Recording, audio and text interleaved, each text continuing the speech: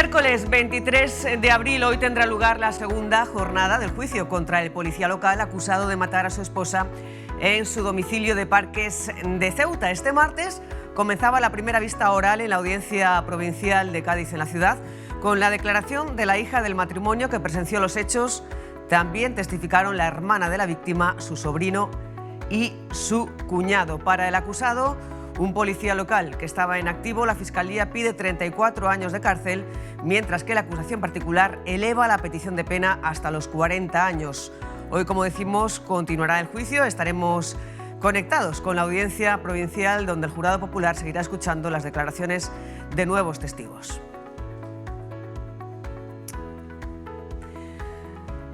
Música y activismo con Cristina del Valle. Hablaremos de mujer y empleo con una de las voces más reconocidas y comprometidas de la música española. Componente del conocido dúo Amistades Peligrosas y activista incansable por los derechos humanos y la igualdad de género, estará en Ceuta con motivo de su participación en el primer foro Mujeres y Empleo, que acogerá las Murallas Reales este jueves desde las 9:30 de la mañana. Concretamente, Del Valle participará en la mesa Profesionalización y Activismo. Y en este 23 de abril, Día del Libro, conectaremos con la Biblioteca Pública de Ceuta para repasar todas las actividades que lleva a cabo para fomentar la lectura, todas las actividades y eventos programados con motivo del Día del Libro. Hablaremos con varios escritores que presentan libro hoy en este 23 de abril y también conectaremos con la Asociación de Libreros de Ceuta para comprobar cómo está la situación del sector. Les adelantamos que durante todo el día hay descuentos del 10% en algunas librerías de la ciudad.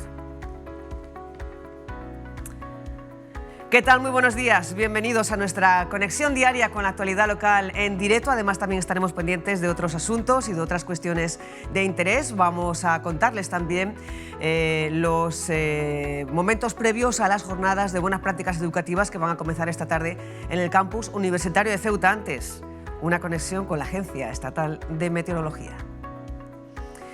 Y aquí tienen el panorama previsto para hoy. Es de cielo poco nuboso o despejado, con intervalos de nubes bajas y brumas durante la mañana. Las temperaturas continúan en torno a los 14 grados de mínima, la máxima asciende ligeramente hasta los 21. En cuanto al viento, sopla moderado de levante.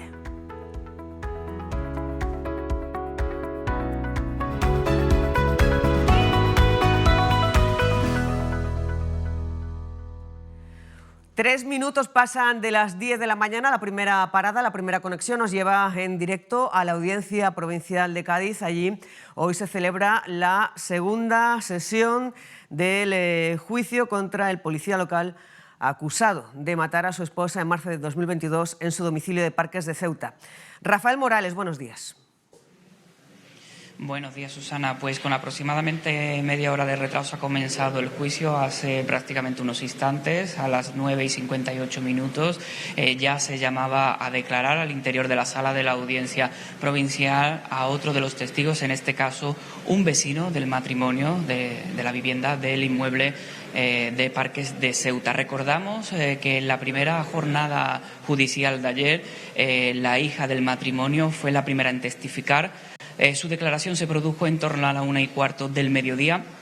Comenzó con cierto retraso estas series de vistas orales. A lo largo también de la tarde testificaron tanto la hermana como el cuñado y el sobrino de la víctima. Durante su testimonio, la hija del matrimonio hizo una radiografía de cómo era la relación entre la pareja. Declaró que su padre era, en cierto modo, controlador de los pasos que seguía su madre. Cuando no la localizaba, llamaba a la hija para ver dónde estaba su pareja.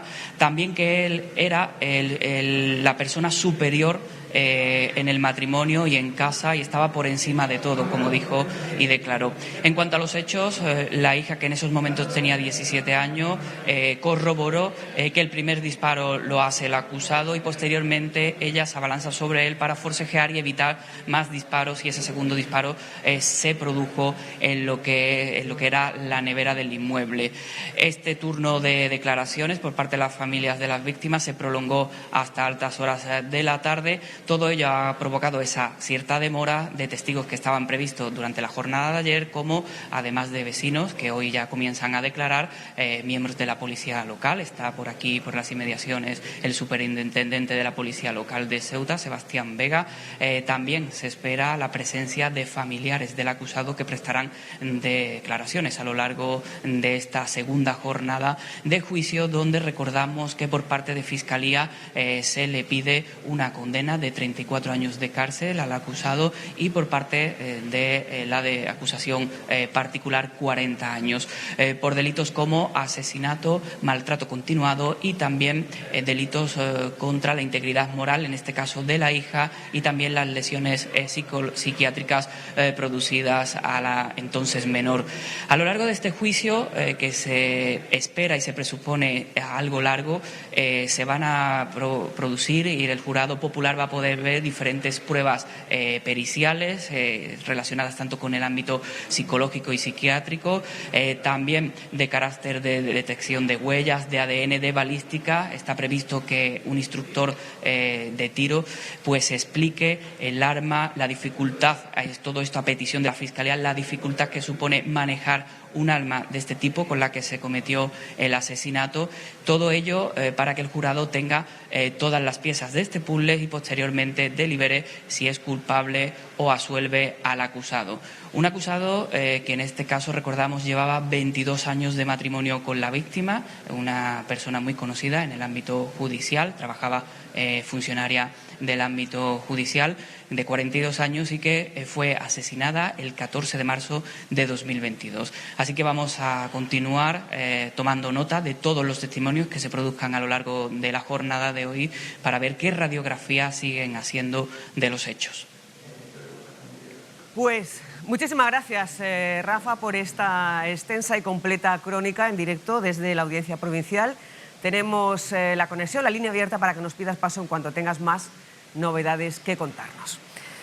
Nosotros continuamos ya aquí en plató. Hablamos ahora en clave de educación. Ceuta se va a convertir esta semana en un punto de encuentro para docentes y para futuros profesionales de la educación, con unas jornadas muy interesantes y muy especiales.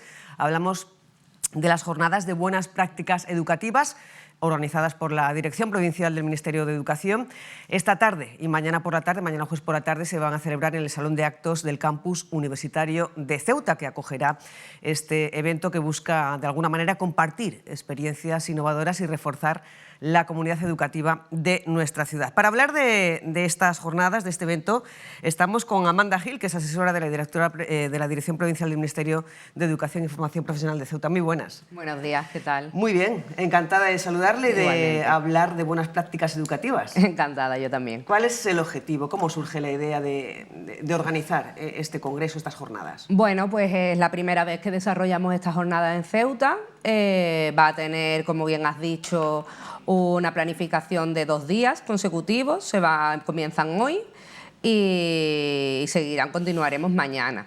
La jornada la forman 8 ponencias hoy y 8 ponencias mañana, son 16 ponencias en total.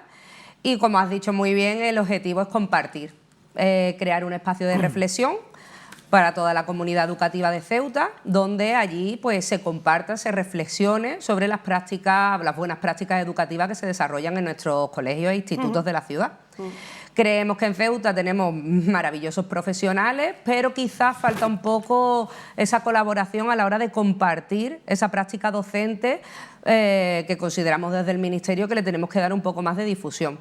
Entonces esta idea surge pues con ese objetivo, con el de compartir, que ellos puedan ver un poco qué se hace en otros centros para poder desarrollarlo en sus propios institutos, en sus propios colegios, en el próximo curso escolar.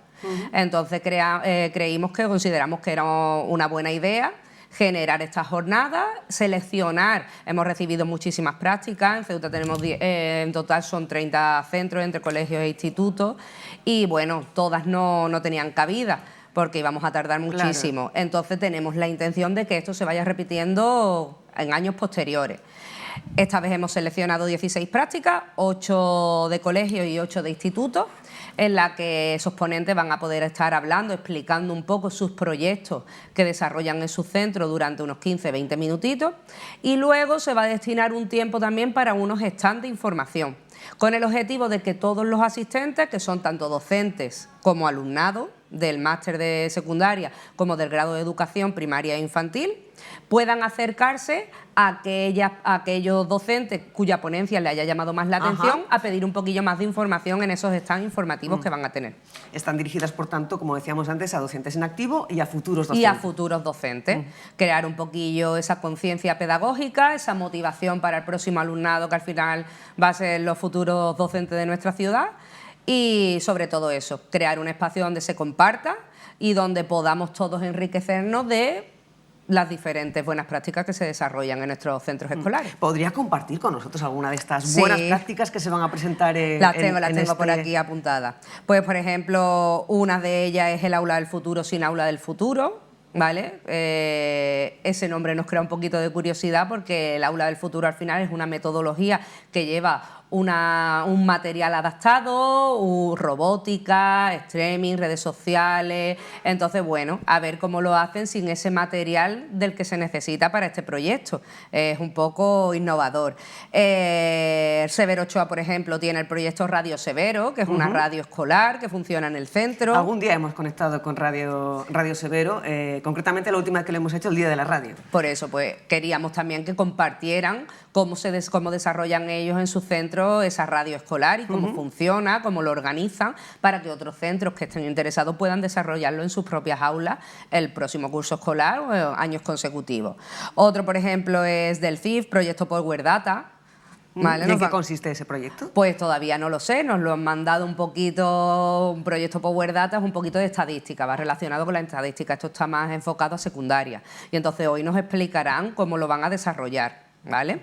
Otro es para conocernos mejor, que nos ha gustado mucho, es un proyecto del Mare Nostrum, porque en este proyecto dan una asignatura conjunta, la religión islámica y la religión católica.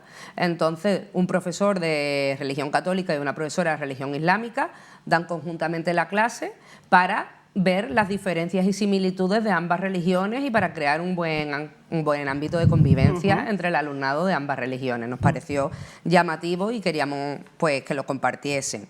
Por ejemplo, también tenemos el teatro y el cine como recursos educativos del Camoens, para ver cómo le leccionan, instrumentos de caza en la prehistoria, la semana cultural, que se desarrolla, por ejemplo, en el CEI Reina Sofía. Durante una semana entera hablan de la cultura de nuestra ciudad, escritores relevantes, escritoras de aquí de Ceuta, monumentos históricos de la ciudad, el origen, bueno, muchos cuentos adaptados a todos los niveles educativos. Método María Montessori, también lo tenemos por ahí, clases invertidas, tenemos temática... ¿Qué son clases invertidas? Las clases invertidas es un proyecto que quiere dar un poquito la vuelta a la educación tradicional.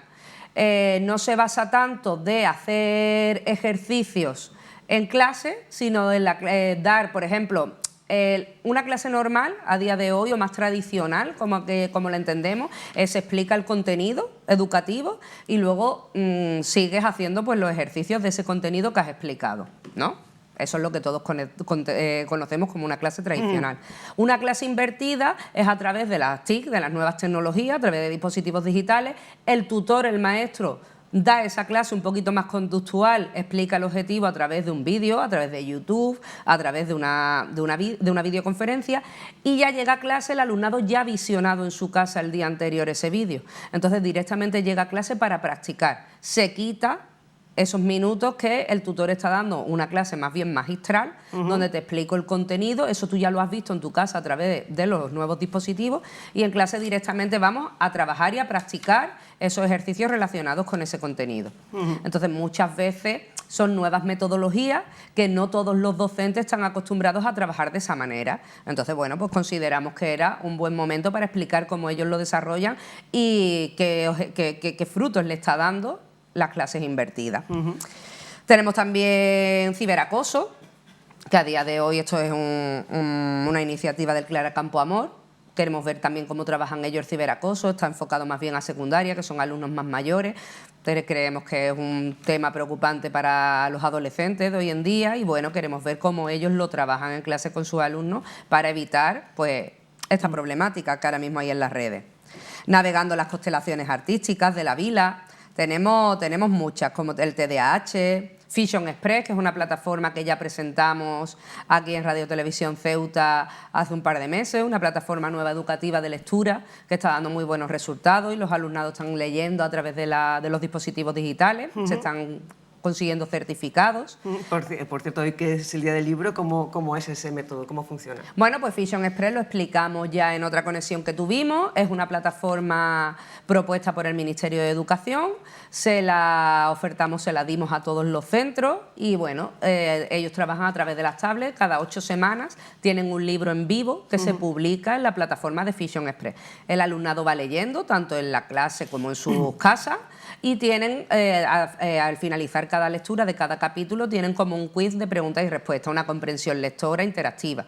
Van terminando de leer el libro y lo novedoso de esta plataforma es que tienen un foro donde comparten experiencias, donde comparten comentarios con el propio autor del libro y con otros alumnos de diversos países, porque esta plataforma no solo la utilizamos en España y en Ceuta concretamente, la utilizan más de 60 países, van leyendo el mismo libro que está abierto durante 8 semanas y tienen ese foro para reflexionar sobre el libro.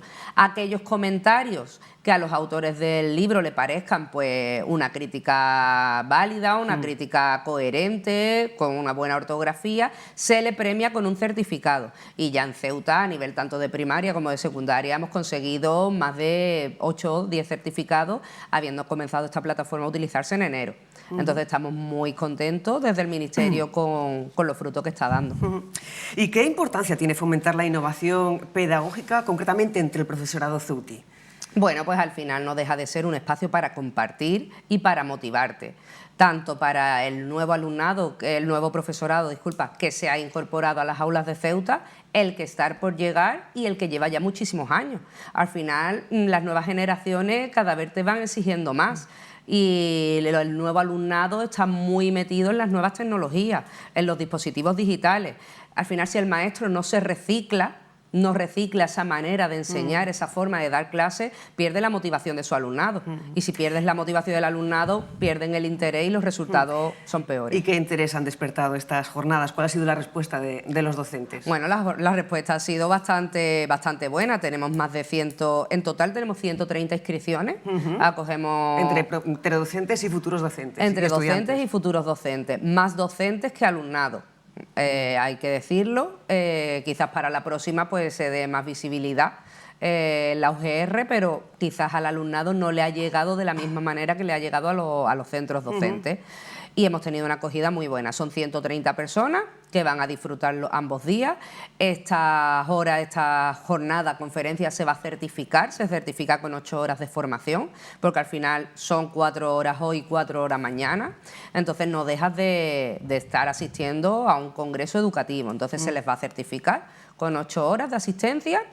Y hemos tenido muy buena acogida, no solo por los centros que tienen un ponente que van a compartir una experiencia, un proyecto educativo, sino por el resto de centros que sus proyectos a lo mejor no han sido seleccionados o les ha pillado tarde y no han enviado algún proyecto para nutrirse y poderlo desarrollar el próximo año. Nosotros desde el Ministerio de Educación hemos creado un repositorio donde van a estar colgadas y desarrollados todos estos proyectos, porque quizá en 15, 20 minutos que tú estés escuchando un proyecto, tú no ves bien pues, los contenidos de ese proyecto, la temporalización, cómo se lleva a cabo, cómo es la distribución en el aula del proyecto. Entonces, para eso está el stand, para aquellos profesores que le haya gustado esa ponencia se acerquen a pedirle más información al docente que lo ha expresado, que lo ha contado. Y además tenemos el repositorio en la página web del Ministerio de Educación, donde se van a poder descargar un documento donde viene todo el proyecto detallado, por si quieren a partir de septiembre decir, me ha gustado Radio Severo, del Severo Ochoa.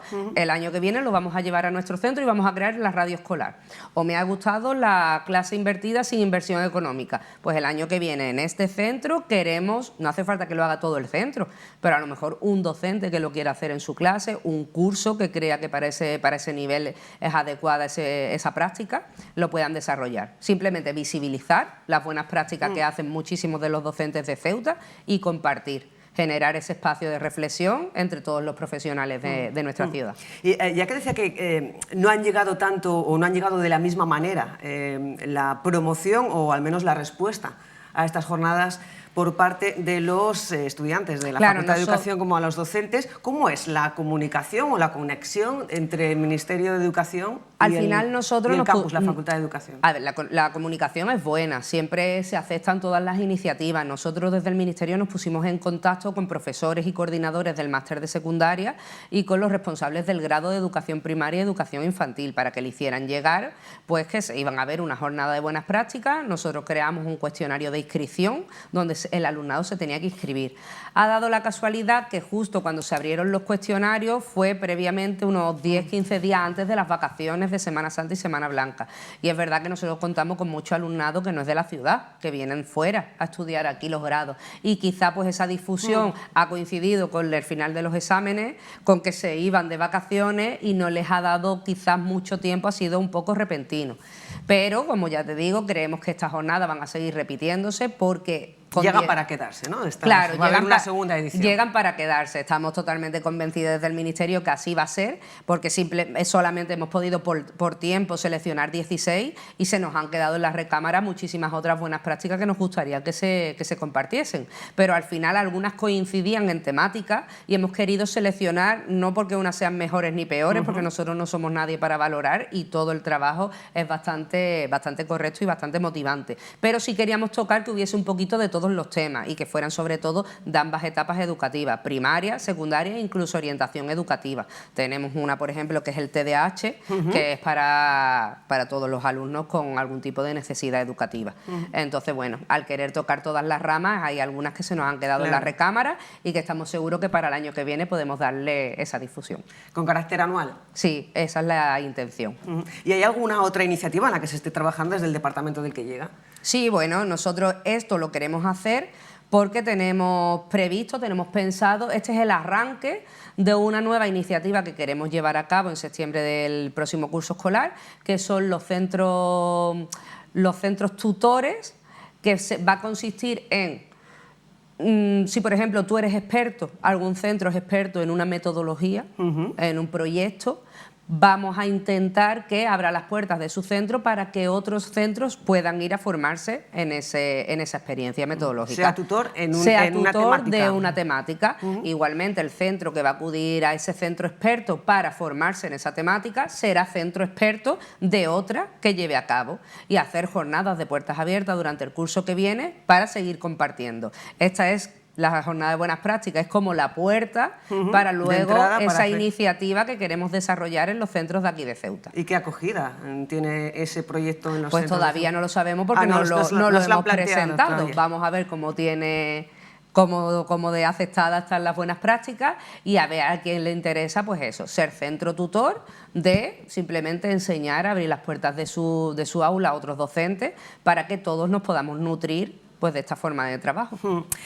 Bueno, pues Amanda Gil, asesora de la Dirección Provincial del Ministerio de Educación y Formación Profesional. Un último recuerdo, no sé si alguien que esté escuchando ahora mismo esta charla y pueda estar interesado por esta temática de buenas prácticas en el ámbito de la educación, pueda pasarse esta tarde por el campus, aunque no haya presentado alguna inscripción. ¿Es posible? Es posible. Nosotros hemos cerrado el cuestionario de inscripción porque al final teníamos que contabilizar un poco el aforo.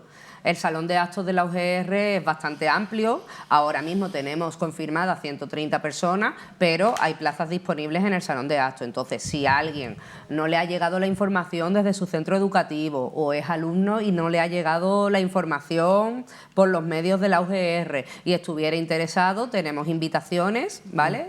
Por si se quieren pasar por allí. No, estamos encantados. Recordamos sitio, horario y días. Sitio es el salón hoy y mañana. Empezamos a las 4 a repartir las acreditaciones para los asistentes. A las 4:30 cerramos las puertas porque comienza ya la primera... Bueno, A las 4:30 es la presentación del director provincial, Miguel Señor, y de Susana Tejadillo, que es la directora general de Planificación y Gestión Educativa, que viene de Madrid, llegaron anoche. Ella y Librada Carrera, que es la subsecretaria general de Programas Educativos. Y bueno, van a hacer una pequeña presentación y luego ya a las 5 empieza el primer ponente a presentar su buena práctica. Entonces todo el que quiera asistir a las 4 tiene que estar por allí para que hagamos la acreditación, la entrada, se inscriban, porque habrá un formulario a través de un QR para inscribirse para poder certificar esas horas de formación. Y nada, hoy y mañana de 4:30 a 8:30 habrá un paroncito para una merienda, para compartir, y dentro estará el tiempo dedicado a los stands. Pues ya lo saben, si están interesados en este ámbito, en las buenas prácticas educativas, tienen una cita esta tarde o mañana por la tarde en el mismo punto, en el Salón de Actos del Campus Universitario de Ceuta. También les adelantamos que vamos a estar muy pendientes en las 2 sesiones desde Radio Televisión Ceuta. Amanda Gil, muchísimas gracias. Muchísimas gracias. Que vaya muy bien. Encantada. Enhorabuena por el trabajo. 25 minutos pasan de las 10, seguimos hablando de educación, concretamente hablamos ahora de los interinos docentes que valoran positivamente el hecho de que el Supremo vaya a ser quien concrete cuándo hay abuso o no en la contratación de interinos. Ruth Gil, muy buenos días. Muy buenas, Susana. Pues la plataforma de interinos docentes de Ceuta quiere mostrar su opinión tras conocer que el Tribunal Supremo ha aceptado recursos de la Abogacía del Estado que sentarán jurisprudencia sobre las consecuencias y las circunstancias de contratación de interinos. Muy buenos días. Buenos días. ¿Qué opinión le suscita? Bueno, en principio lo valoramos favorablemente porque, bueno, siempre que se muevan estos temas quiere decir que bueno, llevamos algo de razón en nuestros planteamientos.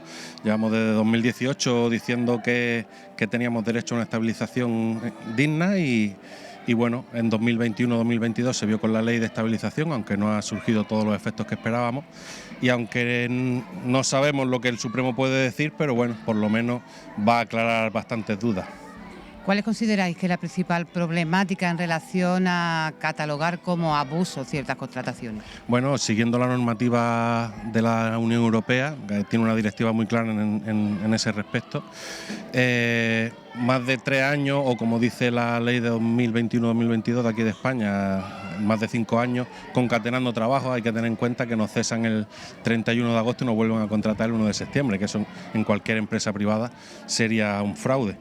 Pues bueno, a partir de ahí hay muchas valoraciones. Bueno, al principio también decían que no podía ser, que era inconstitucional, al final ha sido constitucional y poquito a poco se van dando pasos, muy lentos, pero bueno, esperemos que la jurisprudencia que siente el Supremo aclare muchas dudas. De hecho, en las alegaciones de la Abogacía del Estado incluye la normativa europea, el Estatuto Básico del Empleado Público, se incluyen varias cosas y esperemos que dé una respuesta amplia, no se ciña a solo decir si sí o si no cabe esta reclamación.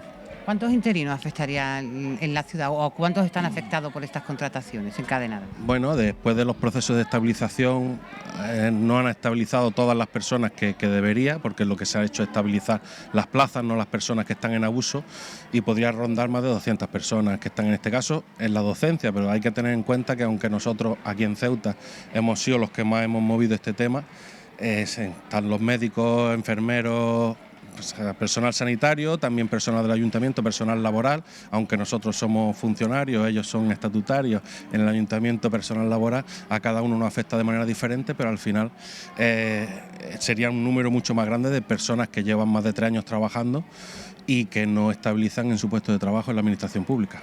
Digamos que es una problemática que digamos, generalizada a otros sectores, pero que afecta de manera específica y con mayor intensidad a la docencia. Sí, afecta a muchos sectores, específicamente sobre todo a la docencia, con la problemática que ello conlleva, de no estabilizar las plantillas.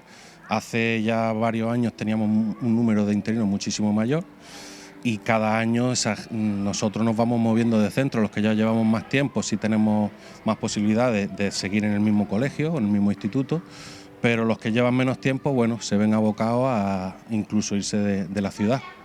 Muchísimas gracias. Así que en un primer momento califican esta elevación al Supremo como positiva, a la espera de que ya se cree la jurisprudencia precisa por parte de la Plataforma de Interinos Docentes de Ceuta. Muchísimas gracias, Ruth. Seguimos en línea, seguimos conectados y nosotros ahora conectamos con la Biblioteca Pública Adolfo Suárez, concretamente con su director en este día 23 de abril, Día del Libro. José Antonio Alarcón, muy buenos días. Muy buenos días. Felicidades. Gracias. ¿Qué significa para ti? ¿Cómo celebras tú el Día del Libro? Pues mira, casualmente es que, aparte de ser mi profesión, llevo 40 años celebrándolo de forma profesional, ¿no? Siempre he sido un aficionado al libro desde que era muy joven. Resulta que es el colmo del bibliotecario. Es el día de mi cumpleaños, además. ¿Ah, sí? Hoy cumplo 66 años ya. Felicidades. Para mí siempre es un día partida especial. doble. Partida doble, claro. Siempre, además, lo que pasa es que el día de mi cumpleaños me toca trabajar siempre, ¿no? Pero bueno, yo encantado. Pero trabaja con satisfacción. Con mucha satisfacción. ¿Y soplan las velas o no? Bueno, ya hace tiempo que no las soplo, pero bueno. Para el próximo año ya la, no para el mucho, próximo año ya la apuntamos. Bueno, ha celebrado el Día del Libro también, regalándonos un libro. Dice, el Día del Libro se regala un libro y nos ha traído nada más y nada menos que la antología de don Luis López Anglada. Sí, Luis, como sabes, bueno, yo tuve la suerte de conocerlo, fui un gran amigo de Luis López Anglada, que es sin duda uno de los grandes poetas ceutíes, ¿no? Fue Premio Nacional de Literatura en 1961 y ese libro en concreto, esa antología, es una edición muy cuidada, una muy bonita edición que hizo el Instituto de Estudios Ceutíes celebrando, no recuerdo aquello, en verdad que los 50 años de la concesión del Premio Nacional. Y pues bueno, para mí es un libro de los mejores que ha editado el Instituto y por eso quería regalártelo en este Día del Libro, ¿no? Que es la tradición. Pues lo recibo con muchísima alegría y es un honor tener en mi biblioteca la antología de Luis López Anglada. Estábamos hablando antes de conectar en directo desde aquí, desde Plató, mientras el directo de Ruth Gil con Pi 12, de la cantidad de actividades que lleva a cabo cada año la Biblioteca Pública para fomentar la lectura. ¿Tenemos algún dato estimado? Sí, bueno, la media es la media. Ha habido años que hemos hecho más y algunas veces menos, entre los años de pandemia que fueron más duros, ¿no? Pero la media son unas 500 actividades anuales, ¿no? Entre todo tipo de actividades, tanto de adultos como infantiles, etcétera. Pero eso significa prácticamente que de 1,5 a 2 actividades diarias a lo largo de los días laborables del año, ¿no? Es un fuerte ritmo que llevamos aguantando o soportando o imprimiendo desde hace prácticamente 12 años que abrimos la Biblioteca Pública del Estado. Pero bueno, forma parte de nuestra actividad diaria y lo hacemos con mucha ilusión, ¿no? Damos fe de ello. De hecho, sí, es verdad que lleva mucho trabajo, habitualmente hacemos conexiones y también entrevistas con motivo de los diferentes eventos y presentaciones que se organizan en la Biblioteca Pública del Estado, bueno, en las bibliotecas públicas de la ciudad. Las tres suelen tener actividad, el centro, vamos, me refiero al Centro Cultural también de la Estación, como sabes tiene un punto de lectura donde también hacemos algún tipo de actividad. ¿Y con motivo del Día del Libro hay actividades sí, hoy también? Hoy ¿Unas cuantas? Hoy sí, son 4 actividades las que hemos diseñado. 2 tienen que ver con el mundo del cuento, del libro. Esta mañana, dentro de un ratito, a las 11:30, Pleguezuelos presenta su último cuento de invierno, en la biblioteca. Mañana lo hará en el Centro del Mayor. Y hoy tenemos 2 presentaciones de libro, una en la biblioteca Miguel Ángel Blanco, un libro de Julio Alonso, un libro de ciencia ficción. Y en la Biblioteca Adolfo Suárez presentamos un libro sobre la hermana ciudad de Tetuán, de Lina Medina, de la editorial Almuzara. Bueno, pues que de alguna manera queremos implicar esa conexión que han tenido las 2 ciudades a lo largo de los siglos, ¿no? Ceuta y Tetuán. Y bueno, pues como siempre, solemos celebrar el Día del Libro presentando un libro, ¿no? Que los regalando el libro, presentando un nuevo libro. Bueno, a veces hemos hecho otro tipo de actividades, muchos conciertos, muchos tipos de actividades, dependiendo el Día del Libro que se tratara, pero en concreto todos los años al menos presentamos un libro, el Día del Libro, No es el único que presentamos al año, presentamos muchísimos libros a lo largo del año, pero nos gusta conmemorarlo ese día, precisamente entregando o poniendo en valor una nueva obra de las que han surgido durante el año, ¿no? La Feria del Libro se mantiene en mayo, en el mes de mayo. Sí, va a ser este año un poquito más tarde, va a empezar el 30 de mayo, creo, en los primeros días de junio, pero vamos, ya la tenemos más o menos preparada, con van a asistir bastantes autores, en fin. Y no solo por la Feria del Libro, sino a veces por los problemas que hay a veces de los desplazamientos de los autores, vamos a estar prácticamente todo el mes de mayo, incluido la Feria del Libro, trayendo autores a la ciudad, autores importantes que iremos viendo en los próximos días. Bueno, tenemos aquí al director de la Biblioteca Pública de Ceuta, que bueno, pues realiza cientos de actividades al año para fomentar la lectura. Por otro lado, tenemos al que escribe, al perfil de la persona que escribe para llenar la biblioteca de esos libros. Miguel Ávila, escritor, muy buenos días. Buenos días. Felicidades. Muchas gracias. Más de 26, 27 libros de poesía, también ha escrito teatro. Ya van por 30. 30 y pico. De poesía. De poesía, madre mía. Y traes aquí dos nuevos. Pues traigo aquí uno para cada uno de vosotros, que después os lo dedicaré, que es lo último que he publicado en la editorial Ulia, que es mi editorial de, de referencia, donde he publicado la mayor parte de mi obra, aunque también he publicado en otra editorial, en Barcelona, etcétera. Y es un libro que completa la trilogía de las loquinarias. Loquinaria es un término que aparece en Fortunata y Jacinta. Ajá. Y significa alocada, dispersa. Es decir, son como pensamientos dispersos que voy recopilando según me van viniendo, y ya está. Y con ello he completado ya la trilogía de la loquinaria. Bueno, felicidades, te decía antes. ¿Cómo celebra un escritor el Día del Libro? ¿Qué significa el 23 de abril para ti? Pues para mí significa un día más. Es decir, no es algo muy especial, no me pongo a tirar cohetes ni pongo ramos de flores en el balcón de la casa, simplemente pues un día normal y corriente. Bueno, pues según he leído hoy, en realidad Miguel Hernández no falleció el día 23, sino el día 22 de abril. Y Shakespeare, del que se dice que también falleció el mismo día, pues como todavía no se había aplicado el calendario juliano, me parece. No, era el juliano, pasamos al gregoriano. Al gregoriano. Se aplicaba entonces el juliano en Inglaterra. Efectivamente. Y entonces, pues, bueno, el 4 de mayo. Pero eso son minucias, no tiene más trascendencia ni más importancia. Pues entre mis libros, con mi perra, con la gente, en fin. ¿Y el gato Virgilio? Pues mira, el gato Virgilio es un gato que tuvimos cuando yo impartía clase, vivíamos en Salobreña. Y entonces, bueno, pues adoptamos un gato al que le pusimos de nombre Virgilio. Y Virgilio, pues fue un gato, fue un miembro más, como es lógico, por otra parte, de la familia. Y pasado el tiempo, rescaté la figura del alma de Virgilio en un libro que escribimos a medias entre Virgilio y yo, que se titula, además lo escribí aquí en Ceuta, se titula, recién llegado prácticamente, se titula Con Virgilio en el sofá.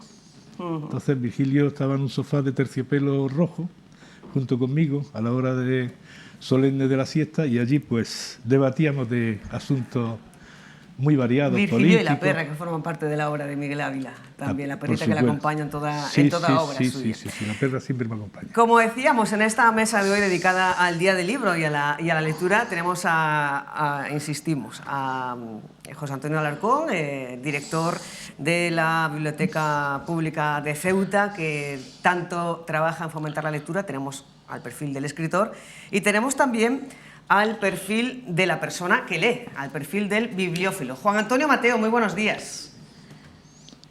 Buenos días. Felicidades, feliz Día del Libro. Lee una media nada más y nada menos que de 6 libros a la semana. ¿Cómo celebra un Día del Libro un lector compulsivo como usted? Bueno, voy a hacer lo mismo que todos los días. Voy a leer un par de orillas que le suelo dedicar al día. Y ya está, no es un día especialmente significativo, para mí, por lo menos. Espero que el día sea significativo pues para mucha gente que se anime pues a meterse en este intríngulo de la lectura, a ver qué es esto del Día del Libro, a comprar libros que están con una pequeña rebaja y se animen más a dedicarse a eso también. Dedica 2 horas al día a la lectura y con esa media de tiempo le da tiempo a leer una media de 6-7 libros semanales. 5 o 6, tampoco voy a exagerar muy, depende también un poco del tamaño del libro, del número de páginas que tenga y todo. Sí, 2-3 horas, depende un poco, pero también lleva muchos años haciéndolo, o sea que no, no es poco tiempo, en realidad. También me dedico a estudiar, a pasear, ya va teniendo uno una edad y tiene que variar un poco. Estábamos comprobando en diferentes estudios, también los datos que ofrece el Ministerio de Educación, la Moncloa, también índices de hábitos de lectura. El 65,5% de la población mayor de 14 años lee en su tiempo libre. Ha habido un incremento con respecto al año 2017 considerable. El 51% son lectores frecuentes, leen al menos una vez por semana, y el 34,5% no lee nunca o casi nunca. Como decimos, se ha incrementado la lectura, como van a ver en una tabla que tenemos preparada, pues en casi un 5% en los últimos años. ¿Qué opináis sobre la frecuencia de lectura y los hábitos de lectura en la sociedad actual? Siguen siendo bajos en España, ¿no? Es decir, que un 34% de la población no lea, eso es un número espectacular, ¿no? Teniendo en cuenta que además el libro es el principal instrumento de difusión de la información, de la cultura, es realmente todavía cifras. Es verdad que se han incrementado, y muy especialmente después de la pandemia. Durante la pandemia hubo un cierto incremento en la edición, en la lectura, pero siguen siendo cifras muy importantes que desde luego debemos tender a disminuir, ¿no? A que la gente lea más, adquiera ese hábito de una forma. Es decir, hay una cosa que es absolutamente en el principio fue el logo. La palabra marca nuestro devenir como seres humanos. Lo que nos distingue de los animales es precisamente la palabra, el concepto, la idea, la capacidad de razonar, de transmitir sentimientos, emoción, información, ¿no? A través de la palabra, ¿no? En ese sentido, pues hombre, que el 34% de la población no lee habitualmente sigue siendo un baldón, ¿no? A pesar de todos los esfuerzos que se realizan, no solo las administraciones públicas, sino de otras instituciones. Me parece una cifra todavía baja y que debemos tender a ir haciendo incrementarse, ¿no? ¿Cómo ha ido evolucionando en la biblioteca el número de usuarios y el número de libros que se van cogiendo para préstamo? No sí, bueno, actualmente... ¿Cuál ha sido la tendencia a la evolución? La biblioteca está en torno a los 30.000, 20 y tantos mil, 30.000, dependiendo el año. Y los usuarios... En torno a 30.000 préstamos anuales. Los usuarios se mantienen en unos... varía, ¿no? Entre 10 y 12.000. Hay que renovar cada 5 años el carnet. Bueno... hubo un cierto incremento, digo, a partir de la pandemia ha habido un cierto incremento, hubo un momento más débil los años anteriores y hemos seguido más o menos en esas cifras, ¿no? Lo que sí es verdad, lo que sí hace un enorme esfuerzo la biblioteca en adquisición de fondos, ¿no? La biblioteca es una biblioteca rica en fondos. Miguel lo puede constatar, que es un usuario habitual de la biblioteca. Intentamos estar a la última, hacer el máximo esfuerzo. Desde luego, quien no lee, eso también es cierto, es porque no quiere. La ciudad de Ceuta tiene hoy suficientes recursos para que todo el mundo pueda leer y pueda leer lo que quiera. O sea, cualquier petición que nos haga, ahora tardamos un poco más por los contratos que se han vuelto muy complejos, los contratos de compra, ¿no? Pero vamos a traer, porque hay una cosa que es cierta, ¿no? Que la gente quizás no sabe. En las bibliotecas, sobre todo las bibliotecas públicas, tenemos que estar preparadas para atender a un público muy amplio y por lo tanto compramos una variedad de libros muy amplia, ¿no? La pena son aquellos que luego nunca leen ningún lector, ¿no? Muchas bibliotecas tienen, porque tienen que tener fondo de armario, ¿no? Cualquier lector. ¿Cuántos libros puede haber en la biblioteca que no se haya alquilado? Eso no lo sé con exactitud. No lo sé con exactitud, pero muchos miles. Ten en cuenta, es decir, ¿cómo no vamos a tener lo último sobre ciencia, Claro que lo tenemos y no siempre se utilizan, ¿no? Claro. Por eso, cuando un lector nos pide uno en concreto, siempre sabemos que al menos ese se va a utilizar, al menos una vez, ¿no? Eso es una ciencia exacta, ¿no? Ese se va a utilizar. Pero tenemos muchos que desgraciadamente no se han utilizado. Es verdad que están ahí a disposición de quien los necesite para cubrir huecos. Fundamentalmente las bibliotecas son un sistema de información, ¿eh? Lo hacen a través del libro, pero no solo a través del libro, lo hacen a través de las actividades culturales, lo hacen a través de otros formatos, el cine, las películas, los libros electrónicos, etcétera, etcétera. En ese sentido, tenemos que tener ese fondo de armario, pero digo, la pena es que muchos de ellos no llegan a tener un solo préstamo o no llegan a ser utilizados, ¿no? Decías que Miguel Ávila lo sabe porque es usuario y no solamente es usuario, también es usuario y forma parte de ese fondo de bibliotecario. Ha realizado muchísimas actividades en nuestra biblioteca, ha presentado casi todos sus libros y además somos... la única biblioteca del mundo que tenemos toda la obra de Miguel, gracias a su... Eso iba a decir, que toda la obra, los 30 y pico libros de Miguel Ávila están en la Biblioteca Pública de Ceuta. Exactamente, son... Tampoco quiero alardear de nada, que soy una persona de natural humilde. Son 53. Es decir, la Biblioteca Pública de Ceuta tiene todo lo que he publicado, bueno, menos en revistas y tal, como es lógico, pero en formato libro lo tiene todo. Tiene los 53 libros. Y desde que llegué aquí, pues consideré oportuno, en fin, pues hacer depositaria de mi obra literaria a la biblioteca de Ceuta. Quisiera abundar un poco en lo de la lectura, y yo creo que se va a incrementar el porcentaje de gente que no lee, quizá a lo mejor por eso le iba a preguntar ahora, por los porcentajes, la frecuencia de lectura. Sí, bueno, pues la frecuencia de lectura yo creo que va a bajar enormemente, porque resulta que las redes sociales roban mucho tiempo, las nuevas tecnologías, y hay una especie como de espíritu universal por la, no lo digo y que nadie se dé por aludido, pues por la ignorancia, por el gusto. El ignorante por su gusto es el más peligroso de todo. Y no quiero señalar a ningún país del mundo, pero todos sabemos a lo que me estoy refiriendo. Entonces yo creo que la lectura sí que libera, la lectura amplía perspectivas y metas y objetivos en la vida, y es absolutamente imprescindible. Es lo que yo pienso. ¿Y qué opina nuestro bibliófilo Juan Antonio Mateo acerca de estos datos? Y también me gustaría preguntarle, como ya no solamente como el lector compulsivo, como él mismo se define, sino también como docente de lengua y literatura, que en su momento se dedicó a fomentar la lectura entre sus alumnos. ¿Qué le parecen esos datos? Más del 34% de la población no lee nada o casi nada. ¿Y cómo se podría fomentar esa lectura para no caer en ese peligro del que advierte su amigo Miguel Ávila? Bueno, siento estar un poco en contra de mi amigo y sin embargo compañero al revés, Miguel Ávila. No me parece, con el tiempo me he vuelto un poco escéptico y no me parece que la lectura en principio haga mejores personas.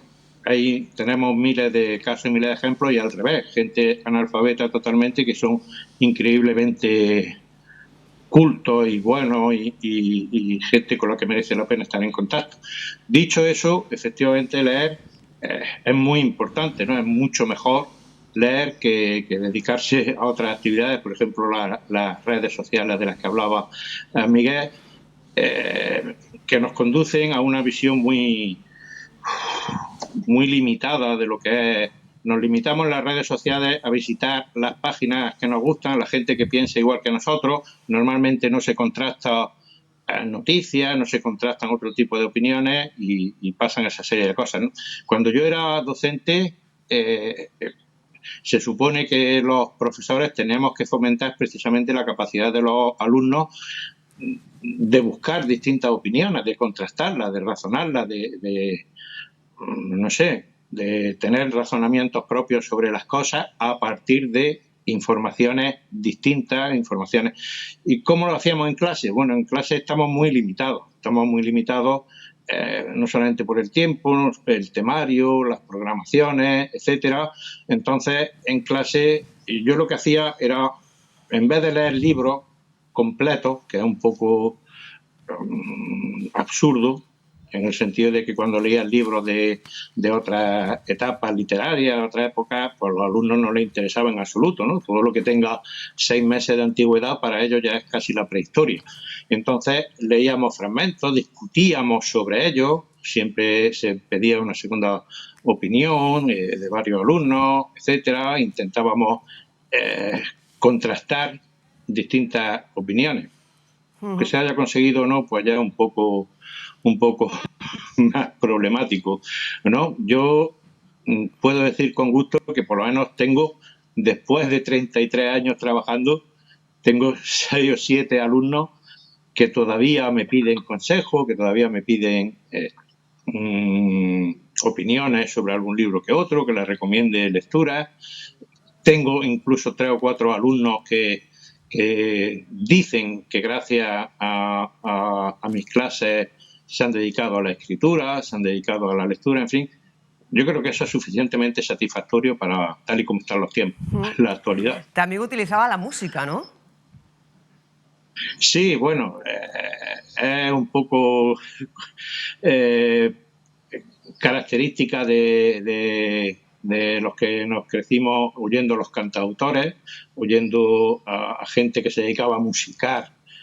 Yo, por ejemplo, el primer contacto que tuve con San Juan de la Cruz fue ni más ni menos que con Amancio Prada, ¿no? Y su cántico espiritual, que es una maravilla, que hay que escuchar, ¿no? Y después, bueno, Paco Ibáñez, Hilario Camacho, toda esta gente que se han dedicado a acercarnos, bueno, Joan Manuel Serrat y Antonio Machado también fue uno de los primeros discos que escuché y que me sirvieron para contactar con la obra del poeta. También, efectivamente, a los niños les acercaba más una canción con un poema. Por ejemplo, a San Juan de la Cruz yo a mis niños les ponía ni más ni menos que a Enrique Morente y después a Rosalía, que ha versioneado algunos de los poemas que sobre San Juan de la Cruz cantaba Enrique Morente, ¿no? Cuando les menciona a Rosalía a los niños, le mencionaba y ya decía, uy, aquí tiene que haber algo, si Rosalía está por medio, algo interesante tiene que haber, ¿no? Y efectivamente, a veces la música servía muchísimo para acercar algunos textos a los alumnos.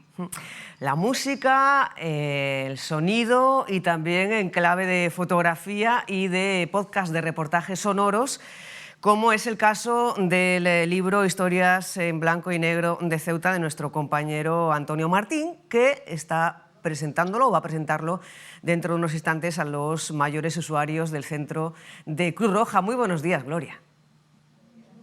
Muy buenos días, Susana. Pues sí, hasta aquí hemos venido, hasta el centro del Mayor de Cruz Roja, para hablar con el compañero, con el periodista y escritor también, Antonio Martín, que ha venido hasta aquí para hablar de su libro, para hablar de reportajes de Ceuta.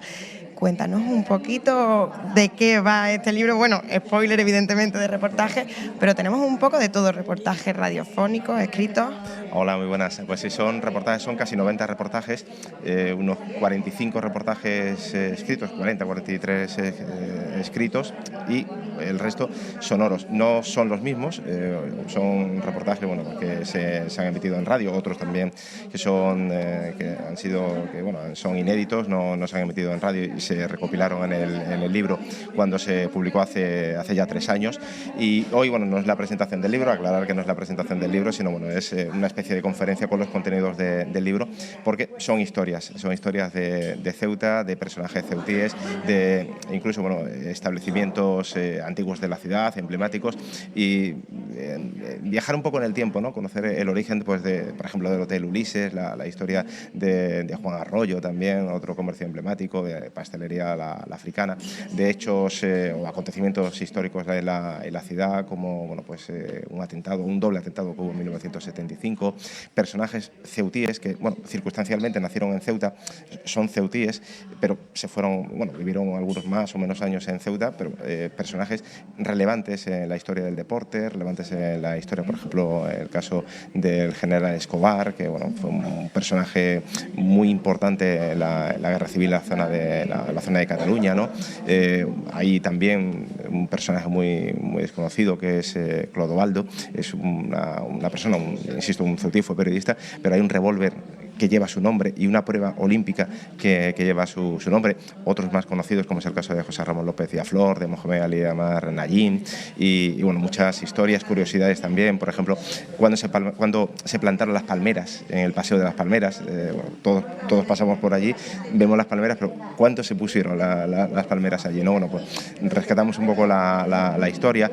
También hay una curiosidad, que es qué relación tiene Ceuta con Verano Azul. No voy a hacer spoiler, pero hay una pequeña curiosidad en el que Ceuta aparece en uno de los capítulos, además uno de los capítulos más recordados, que es el que cantan el No nos moverán en el barco de Chanquete.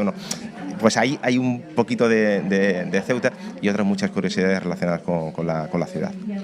Reportajes todos ellos que se van a presentar hoy, bueno, de los que vamos a hablar hoy con un público además muy especial, Antonio. Sí, y me alegra además, bueno, que celebremos el Día del Libro, hablando de un libro, pero además yo creo que es un público idóneo, porque muchas de las cosas que vamos a contar aquí, ellos o ellas fueron testigos quizás de ese doble atentado que decíamos, o de otros acontecimientos, el hundimiento del Guadalete, quizás lo recuerden, ¿no? Son momentos que quizás ellas y ellos pues revivan después de escuchar lo que vamos a contar aquí, o bueno, seguramente todos habrán ido a Pastelería Africana y conozcan un poquito ese origen, y sobre todo, bueno, dar a conocer también esos ceutíes que son desconocidos. Cuentas historias, curiosidades, plasmas, bueno, los últimos años de Ceuta en el libro. También has hecho muchísimos reportajes en radio. ¿Cuál es la diferencia al hacer un reportaje cuando vas a escribirlo o cuando vas a hacerlo para radio? Bueno, sobre todo el sonido. Bueno, tú también has trabajado en radio y el sonido es fundamental. Entonces los reportajes sonoros se basan sobre todo en testimonios, pero sobre todo sonidos. Ahí, por ejemplo, uno de los reportajes es nos embarcamos en la embarcación rápida de la agencia tributaria. Casualmente hubo una lancha, una narcolancha se cruza, y ese momento, ya no solamente el momento de vivir la adrenalina del momento, sino bueno, pues los sonidos que en ese momento se producen dentro del barco, sirenas, cómo se activan. Ahí, por ejemplo, la Fortaleza del Hacho, contamos la historia de la Fortaleza del Hacho, y hay sonido de cayendo gotas de una de las naves que hay en el Monte Hacho, o por ejemplo un reportaje que hicimos acompañando a una unidad de la Policía Nacional que había específica en el Príncipe. Bueno, pues se escuchan los pasos de los policías, el silencio de cuando llegan, son pequeños sonidos que enriquecen el reportaje, además evidentemente de los testimonios de las personas que participan en esos reportajes. Y haciéndolos, tanto para la radio como para el libro, habrá habido 1000 historias, habrá muchísimas anécdotas. ¿Te quedas con alguna que quieras recordar? Bueno, hay muchas, ¿no? En el caso, por ejemplo, de Verano Azul, es que no quiero contar mucho, bueno, está relacionado con un coche y encontré al dueño del coche, disfruté, porque fue una investigación de quién era ese coche, ¿no? O en el caso, por ejemplo, de la unidad de la Policía Nacional, bueno, pues de repente fuimos como inmersos en esa unidad, siguiéndoles, pero es que tenemos que ir con encapuchados, tenemos que ir con chaleco antibalas, con casco, era una especie de un policía más, ¿no? Entonces todo eso, uno está haciendo su trabajo, pero se imbuye en lo que está viviendo en ese momento. Nos hemos embarcado, como decíamos, en la agencia tributaria, pero también en el servicio marítimo, hemos estado por ejemplo, en el buque Pasión por Formentera, viviéndolo, y hay un reportaje que es muy especial por lo que significó para la familia. Y es concretamente la Dama de Ceuta, el reportaje, la Dama de Ceuta, su autor, bueno, la familia no sabía dónde estaba esa estatua. Este reportaje se publicó hace muchos años, ¿no? Y la publicación del reportaje sirvió para que una persona que lo leyó en Estados Unidos dijera que la estatua la tenía ahí. Y entonces, bueno, eso sirvió para que la familia conociera el paradero de la estatua, y esa Dama de Ceuta, muchos años después, volvió y se encuentra en el Museo de las Murallas Reales. Bueno, es una pequeña, gratificante, ¿no?, el hecho de que ese reportaje pues sirviera para que apareciera esa estatua, ¿no? Y en ese momento en el que veo el mensaje, bueno, pues llamo rápidamente a la familia y ya digo, sirvió para poner en el camino el regreso de esa estatua. Bueno, disfruta uno haciéndolo, y sobre todo, bueno, si tiene alguna repercusión como de este tipo, ¿no? Y sobre todo ello vamos a hablar hoy aquí en el Centro del Mayor con motivo del Día del Libro. Pues muchísimas gracias, Antonio, por estar con nosotros, y bueno, y leeremos el libro, que lo recomendamos. Más historias en blanco y negro, reportaje de Ceuta. Muchísimas gracias, compañero. Muchas gracias. Muchísimas gracias, Gloria, también a nuestro compañero Antonio, por esta conexión con motivo del Día del Libro, motivo por el cual se están llevando a cabo diferentes actividades, tanto en la biblioteca como en otros puntos de la ciudad. Es el caso del Centro de Mayores de Cruz Roja. Estábamos hablando de la frecuencia de lectura y a juicio de nuestros protagonistas de hoy, el preocupante dato del 34% de la población que apenas lee, o no lee nada, o lee muy poquito. Hemos preguntado en la calle cuál es la frecuencia de lectura, cuántos libros se suelen leer habitualmente, y también hemos pedido una recomendación. Estas son las respuestas. En el último año pues llevo ya por 6 libros.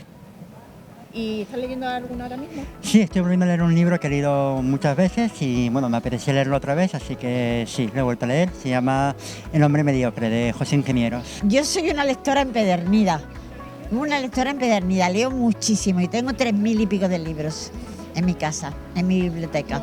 Pueden ir a verlo cuando quieran. ¿Estás leyendo alguno? Ahora mismo no, porque acabo de terminar uno y estoy releyendo uno que escribió un amigo mío, que lo había leído antes. Para mí, mi libro de cabecera es Memoria de Adriano,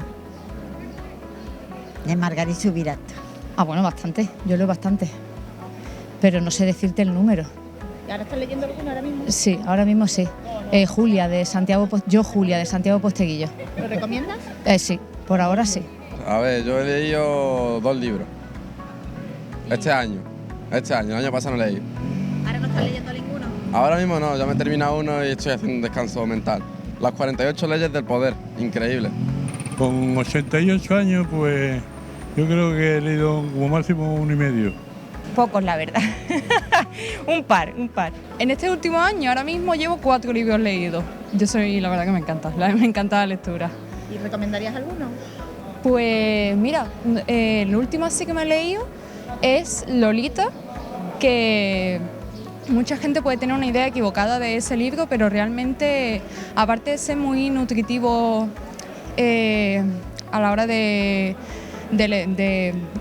¿cómo decirlo? De estar escrito y demás, es una novela que te hace pensar bastantes cosas y te hace tener una perspectiva acerca de un tema bastante delicado que te hace abrir los ojos en ese sentido. ¿Ahora mismo estás leyendo alguno? Sí, estoy leyendo 2 en concreto, que se llama Cadáver exquisito y La biblioteca de la medianoche. Yo no soy asiduo de leer muchos libros. Yo creo que uno bueno en la Biblia, Otro Don Quijote, ¿no? Que yo creo que es la obra cumbre de la literatura española y que todo el mundo debía... Yo de joven me lo leí algo. Yo, el Quijote. Pues unos 4 o 5, tampoco mucho. ¿Estás leyendo ahora mismo alguno? Sí, pero son novelas románticas, de Bárbara Carlá. Te lo digo, la verdad, hay que decir las cosas. ¿Y recomendaría algún libro? Pues mira, el Castillo del Mal es muy bonito, para que lo lean la gente. Pues la verdad que no sabría decirte, porque cada año nos leemos unos pocos. ¿Y recomendarías alguno? Pues la verdad que dentro de los fanáticos lectores recomendaría el de Harry Potter, sobre todo, que es un clásico, eso nunca falla. Y también el de los Juegos del Hambre, que me lo estoy empezando a leer y estaba muy interesante. 0. ¿No eres lectora? No, solo los que tengo que estudiar. Muy poco, la verdad que dedico poco tiempo a la lectura. ¿Ahora mismo estás leyendo alguno? No, ahora mismo no. Los estudios no me dejan. Leo mucho, pero no por ocio. ¿Y recomendarías alguno que hayas leído y te haya...? Bueno, a mí me gusta mucho lo relacionado con la educación y uno muy interesante que me ha parecido es El cerebro del niño, que es una guía para padres y docentes. Bueno, esas son las respuestas y las recomendaciones de la gente que nos hemos encontrado en la calle. En la encuesta digital, lo que nos han respondido las personas que han participado en la encuesta digital, ahí lo tienen en pantalla. El 33% lee a diario, el 16% al menos una vez por semana, de vez en cuando un 33% y nunca o casi nunca un 18% de las personas que han participado, como decimos, en esta encuesta sobre frecuencia en la lectura, en la encuesta digital. Juan Antonio, ¿sigues por ahí con nosotros, conectado Sí, desde Asturias? Sí, decía una señora de la encuesta que tiene en casa 3.000 libros. Comentábamos en el plato que le hace competencia a José Antonio Alarcón, con la biblioteca. ¿Cuántos libros tiene Juan Antonio en su casa? Que vemos detrás una nutrida biblioteca. Bueno, la verdad es que nunca me he parado a contarlo, pero tiene que haber en torno a eso también 4 o 5.000 libros. Lo tengo dividido en un par de sitios distintos y bueno, Perfecto. Y lo que sí tengo últimamente son uso mucho los lectores electrónicos. Que soy un fanático de los lectores Ese tema iba a electrónicos. preguntar yo ahora. Porque, ¿tenemos alguna interferencia, puede ser? Sí. Ese tema iba a preguntar yo. ¿Me oye? Sí, parece que hay algún problema de interferencias en el sonido. Ya está solucionado, ya lo han solucionado los compañeros, ya tenemos el sonido limpio. Por el formato en el que se lee, hablábamos ahora de frecuencia, ¿cuál es el formato preferido? Sigue siendo, según los datos, la lectura en papel, y el 31,7% lee en formato digital, ya sea en un ebook, en un móvil, en una tableta. Dicen que el lector empedernido, que el lector de literatura, sigue prefiriendo el papel. Juan Antonio. A ver, yo creo que no hay que ser talibán en estas cosas. Efectivamente, a mí me encanta leer en papel. Si puedo tener un libro en papel, lo tengo en papel. De hecho, muchas veces he leído libros en formato EPUB y después me he comprado el libro porque me ha gustado. Pero bueno, la facilidad que ofrecen y la comodidad que ofrecen los lectores de libros, pues tampoco hay que desdeñarlo, ¿no? Llevar varios libros o bastantes libros de viaje, cuando viajaba tenías que cargar casi una maleta con 8 o 9 libros, y también la facilidad muchas veces para encontrar obras que de otra manera ya no aparecen en la librería o están descatalogados o cosas así, ¿no? Entonces no hay que rechazar ninguna forma, siempre que el fin sea leer y se lea. Claro. Cualquier formato está bien. Hay varios factores positivos para las personas amantes del ebook, que son el peso, el precio y también las posibilidades que ofrece y la inmediatez para adquirirlo. ¿Qué opinamos? Bueno, en general, digo, hay tipos de lectores, pero en general el lector de novela, narrativa, sigue prefiriendo el papel, de una forma bastante importante. Digo, ponía el ejemplo de los clubes de lectura, tenemos varios clubes de lectura. A nosotros nos supone, claro, cada club de lectura hay que comprar libros para todos los miembros del club y pues una inversión importante cada vez. El precio es distinto, ¿eh? Claro, es mucho más barato en libro electrónico, pero la mayoría siguen manteniendo su preferencia por el libro en papel. Sí, es verdad, evidentemente, como decía Mateo, la facilidad, sobre todo por ejemplo, para los investigadores. Yo recuerdo cuando yo era joven, yo suelo trabajar, tenía una casa en Marruecos, solía ir mucho allí a trabajar y tal, a escribir, y tenía que ir con una maleta de libros, efectivamente, pues estaba trabajando, investigando sobre el tema que fuera. Eso, con el tiempo, ahora con un iPad y los libros digitalizados en PDF o en cualquier formato, pues es mucho más sencillo, ¿no? Cualquier formato sirve, pero es verdad que todavía hoy, de hecho nosotros tenemos préstamo digital y el préstamo digital no llega a ser ni el 30%, es decir, que la inmensa mayoría de las personas siguen prefiriendo el papel. Parece un hecho evidente. Se decía, el libro en papel, en su formato códice de toda la vida, desaparecerá, y eso no parece que sea así. Cada vez se editan más libros, cada vez hay mayor número de libros en circulación. No parece que los formatos electrónicos hayan desplazado de forma definitiva al papel, ¿no? El papel sigue conservando muy buena salud de momento, ¿no? Bueno, tenemos que ir despidiendo esta conexión. Juan Antonio, antes de despedirle, agradecerle que haya conectado con nosotros, pero no podemos despedir a un bibliófilo sin pedirle una recomendación. Bueno, pues últimamente estoy recomendando un libro precisamente de un autor asturiano, obetense, ¿no? José Abello. Se lo acaba de recomendar al amigo también, ¿no? Sí, me lo acaba de mandar. Sí. Es que lo digo porque después de leer... parece mentira que después de leer algunos miles de libros y todo, todavía tenga uno la capacidad de sorprenderse y de descubrir cosas que nos llegan muy adentro, ¿no? De las que no sale a internet. Y este es uno de esos libros. Sí. José Abello, Jugadores de billar, es de las mejores, si no... de las mejores novelas que se han escrito en castellano nunca, ¿no? Y parece mentira que sea un autor tan desconocido, ¿no? Al que antes se le está promocionando, ¿no? Yo es el autor que ahora mismo recomendaría a todo el mundo.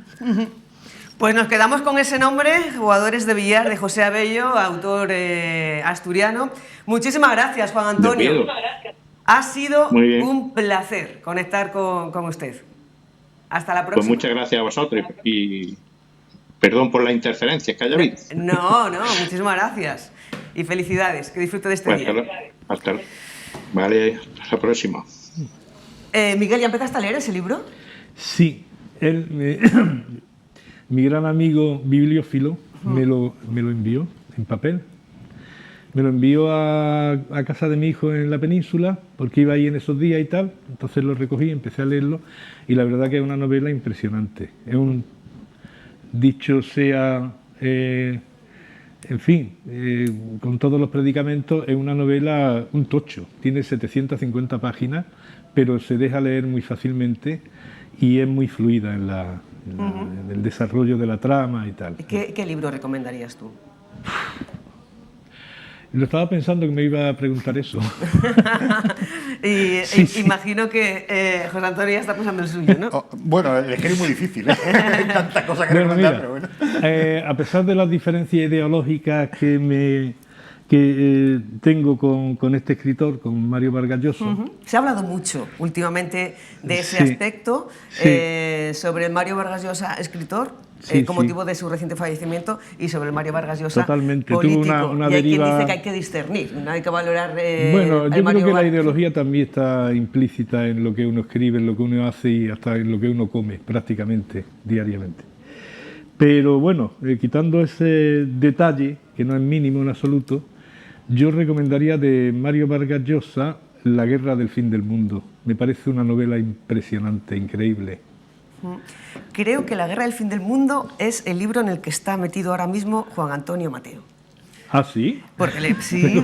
Lo que pasa es que ya le hemos despedido, pero no hemos tenido tiempo para hablar más de su afición a la lectura, y dice que le da por temáticas. Entonces, en algunos momentos se da por historia, busca todos los libros de historia, en otros momentos dice, ahora como ha fallecido Mario Vargas Llosa, pues he tratado de recopilar y de releer los libros que más me gustaron de Mario Vargas Llosa, y estoy leyendo La guerra del fin del mundo.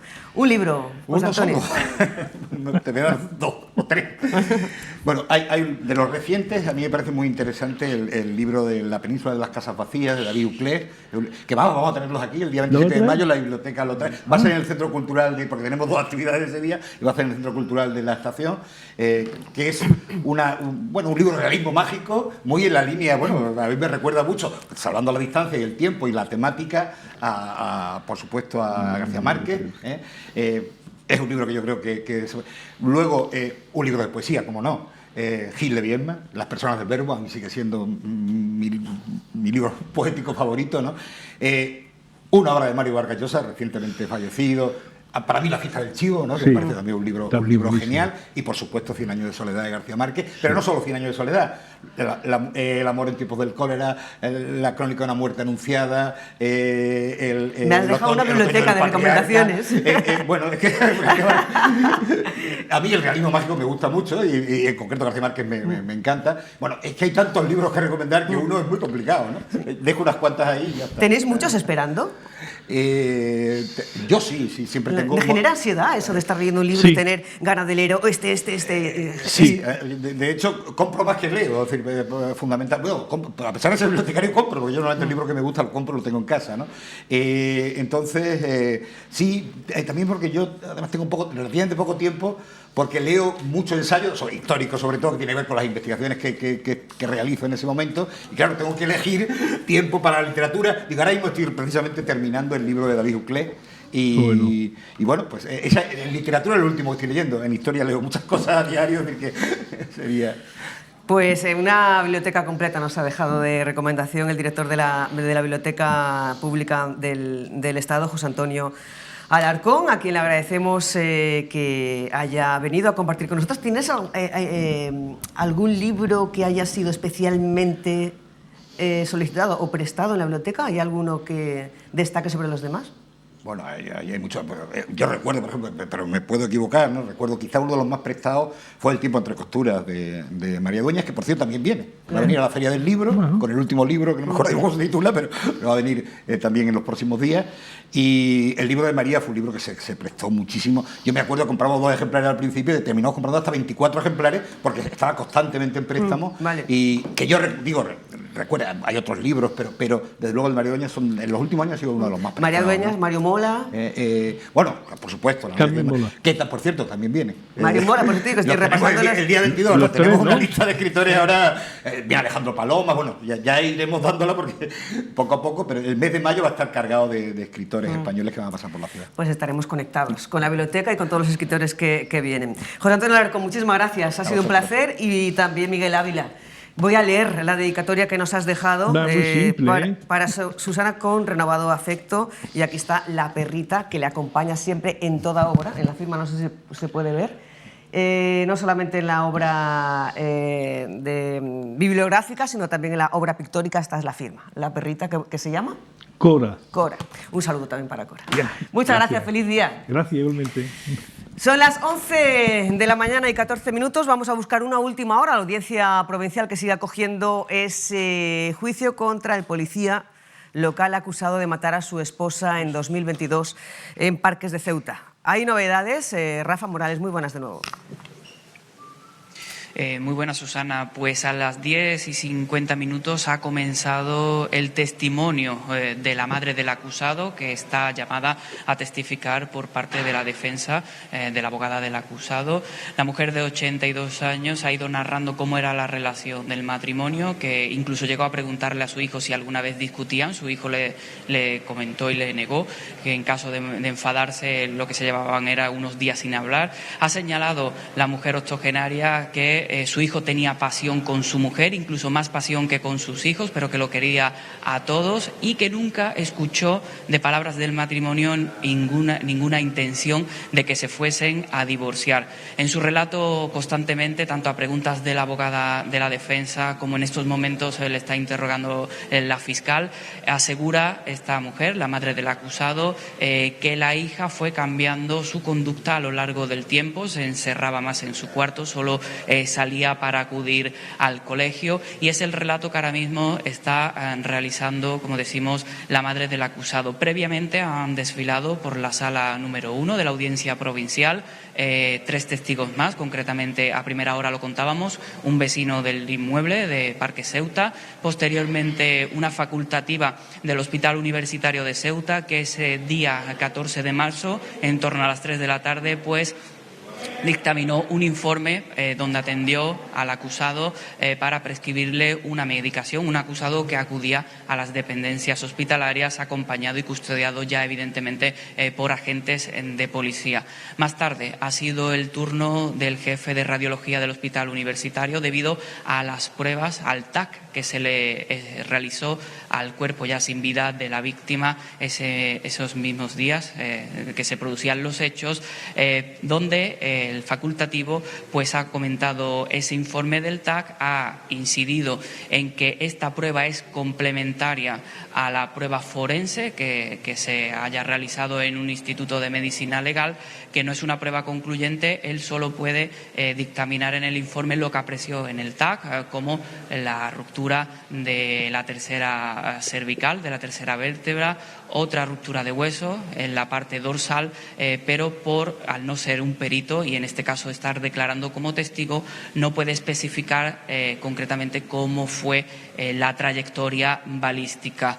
Ahora ha sido y está siendo el turno, como decimos, de ese cuarto testimonio, el de la madre del acusado, y así está transcurriendo la mañana en esta sección tercera de la Audiencia Provincial de Cádiz, aquí en Ceuta, donde a lo largo de esta segunda jornada se espera que también aporten sus testimonios tanto miembros de la policía local. Lo comentábamos anteriormente, está presente el superintendente de la policía local, Sebastián Vega, también agentes de policía local, y está previsto también esa declaración de más familiares del acusado. Pues muchísimas gracias, Rafa, por esa cobertura. Seguimos con la línea abierta y para que nos pidas paso cuando haya más novedades que contar sobre este juicio. Son las 11:18, continuamos conectados. Vamos a hablar ahora de mujer y empleo, y lo vamos a hacer con una de las voces más reconocidas y más comprometidas de la música española. Es Cristina del Valle, como saben, componente del 50% del conocido dúo Amistades Peligrosas, cantante, compositora y activista incansable, que dedicó prácticamente su vida, la lucha por los derechos humanos y la igualdad de género. Es fundadora y presidenta de la Plataforma de Mujeres Artistas contra la Violencia de Género, y por ese compromiso ha sido, aparte de recibir numerosos reconocimientos y premios, ha sido nombrada embajadora en España de la campaña de los Objetivos del Desarrollo del Milenio de la ONU, lo que le lleva a recorrer el mundo denunciando la desigualdad y la violencia que sufren las mujeres en diferentes partes del mundo. Y mañana estará aquí en Ceuta en el marco del primer foro Mujeres y Empleo, que acogerá las Murallas Reales desde las 9:30 de la mañana. Concretamente, Cristina del Valle, que ya la veo en pantalla, está con nosotros, participará en la mesa Profesionalización y Activismo. Muy buenos días, Cristina. Buenos días, un placer. Gracias por invitarme y gracias por tus palabras. Para mí es un honor y un placer poder participar en esta mesa, donde será un espacio más de reflexión, y Ceuta será el espacio de ese primer encuentro de mujeres que reflexionaremos juntas desde diferentes ámbitos sobre la situación de las mujeres, sobre propuestas y sobre ideas para ir creciendo en la igualdad y acabar con esa brecha salarial y esa brecha también ideológica que nos separa todavía, ¿no? Decía, como ahora mismo, también decía en sus redes sociales que era un honor estar en este primer foro, porque es y sigue siendo urgente hablar de mujer y empleo. ¿Por qué es tan urgente seguir hablando de mujer y empleo? Bueno, yo creo que hay una realidad que es incuestionable, y a mí me gusta mucho siempre hablar de datos y cifras, y los datos hablan por sí solos, ¿no? Todavía tenemos las mujeres techos de cristal. Es verdad que este país, frente a Europa, es un referente en estos últimos años, en todos los avances que se ha hecho en priorizar la igualdad en todos los ámbitos sociales y laborales, pero tenemos que seguir diciendo en datos que la ocupación femenina sigue estando 9,2 puntos porcentuales por debajo de la masculina, que la brecha salarial se nos va casi a un 13% en todo lo que tiene que ver con puestos directivos, que el 73% del empleo a tiempo parcial sigue siendo femenino, y eso es un dato muy importante, que el 73% también de los cuidados familiares lo siguen haciendo las mujeres. Y también tendríamos que meterle una serie de condicionantes muy importantes para la calidad de vida de las mujeres también en el trabajo, y es el acoso laboral, que se da mayoritariamente en mujeres, que condiciona también las condiciones de trabajo y la retirada de muchas mujeres, precisamente por todo lo que supone y las secuelas de ese acoso laboral. Y luego también hablar hay una frase muy buena en el libro también, de estamos cansadas, ¿no? Las mujeres estamos cansadas, también de Nuria Varela, porque además de esa las mujeres llevan casi una triple jornada laboral. Fuera del hogar, dentro del hogar, todavía la corresponsabilidad sigue siendo una deuda pendiente en este país. Solamente se habla que un 5% de los hombres que comparten o que tienen familia y comparten la convivencia participan en esa corresponsabilidad, y mayoritariamente el resto no, lo que significa una doble carga también para las mujeres. Entonces no es lo mismo trabajar en condiciones laborales con descanso, con tiempo de ocio, con el autocuidado, que trabajar agotada, extasiada y saturada, ¿no? Pese a esas cifras que aporta, sigue habiendo voces que niegan esos datos, que niegan que haya brecha de género, que haya desigualdad salarial, que haya techos de cristal. ¿Cómo valora o cómo percibes la conciencia o la evolución en cuanto a la conciencia social en España sobre la igualdad real entre hombres y mujeres, y también con respecto a la violencia de género? Bueno, yo siempre lo digo, ¿no? Tenemos avances importantísimos, tenemos una ley contra la violencia y leyes para defender los derechos de las mujeres que son pioneras en toda Europa y que han recibido reconocimientos de Naciones Unidas, pero efectivamente la verdadera transformación está en la mente y en la sociedad. Una sociedad que sigue siendo permeable al machismo, pero yo creo que lo más grave es el mensaje social y político que se lanza a veces desde las propias instituciones, ¿no? Para mí es de una extrema gravedad que existan en nuestras instituciones partidos políticos que nieguen esta realidad, que cuestionen las voces de las mujeres, que cuestionen las denuncias de las mujeres, algo que los pone de frente o al lado de los agresores, ¿no? En un tema tan importante que es la punta del iceberg, que es la violencia y las cifras de mujeres asesinadas y muertas en vida que siguen ahí durante años y años. Entonces, que desde una institución, desde nuestras instituciones, permitamos que esas voces tengan voz y voto, me parece una gravedad extrema en un sistema democrático, porque negar la palabra de la mujer, negar los derechos de las mujeres, es negar los derechos humanos y es ponerse de lado de los agresores y de los violentos. Y creo que esa es la gran resistencia que tenemos a la hora de la aplicación de las leyes, de quién las aplica, de cómo las aplicamos, de cómo todavía el machismo transversaliza y atraviesa toda la sociedad en todos sus ámbitos, ¿no? ¿Cómo empieza tu compromiso con la igualdad, con el activismo? ¿Cómo se da el primer paso? Bueno, empiezo desde muy niña. En mi casa fui víctima de violencia, lo hice público desde una posición de empoderamiento cuando estaba, y sigo estando, con Amistades Peligrosas. Esa vivencia y el referente de mi madre como una mujer para mí, mi referente, mi todo, que se enfrentó hace más de 50 años a un sistema que os podéis imaginar, ¿no? Donde salir como salió ella, escapando y huyendo con sus hijas en un taxi en ese momento para escondernos en un lugar durante meses sin ver la luz, y donde las mujeres todavía que querían salvar la vida de sus hijos o hijas eran perseguidas y a muchas se les quitaba la custodia. Evidentemente desde hace 50 años acá todo ha evolucionado mucho, pero eso te construye. A mí me construyó en una forma de entender el mundo. Desde muy niña me di cuenta que ser mujer no era lo mismo que ser hombre y que lo que les sucedía a las mujeres por ser mujeres eran cosas que yo como niña detectaba absolutamente injustas y contra las que me negaba a aceptar.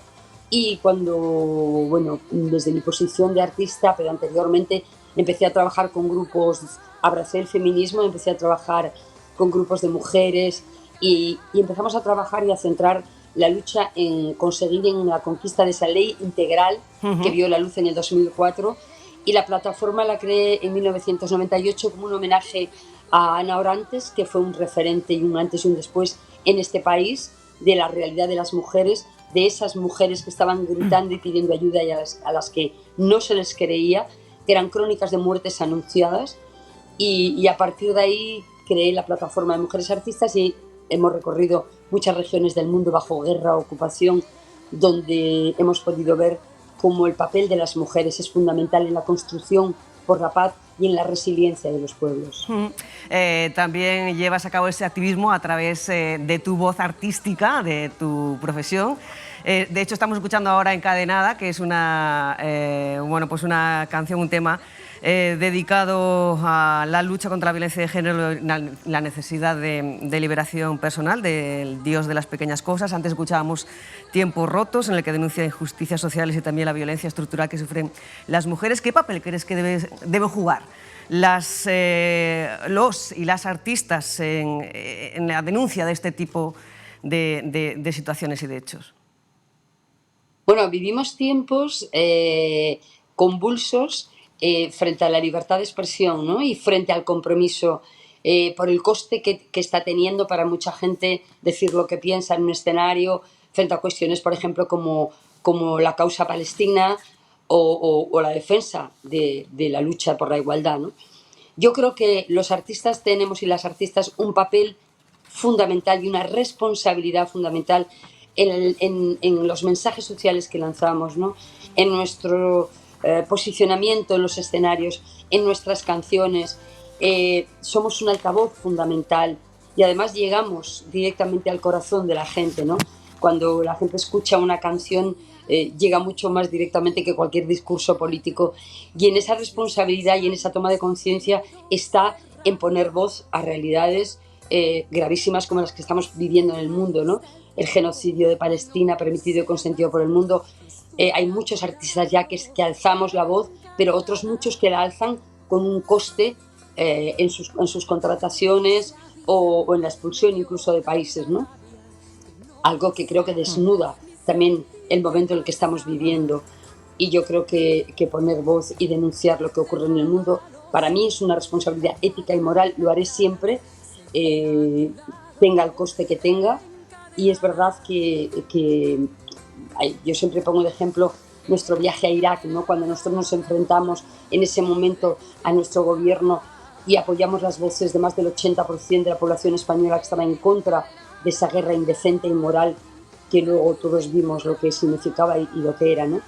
Cuando pisas Irak, cuando pisamos Irak, cuando nos subimos a los escenarios en Bagdad y cuando gritamos para denunciar y decir ese no a la guerra, pues tuvo un coste brutal en las carreras de muchos de nosotras y nosotros, ¿no?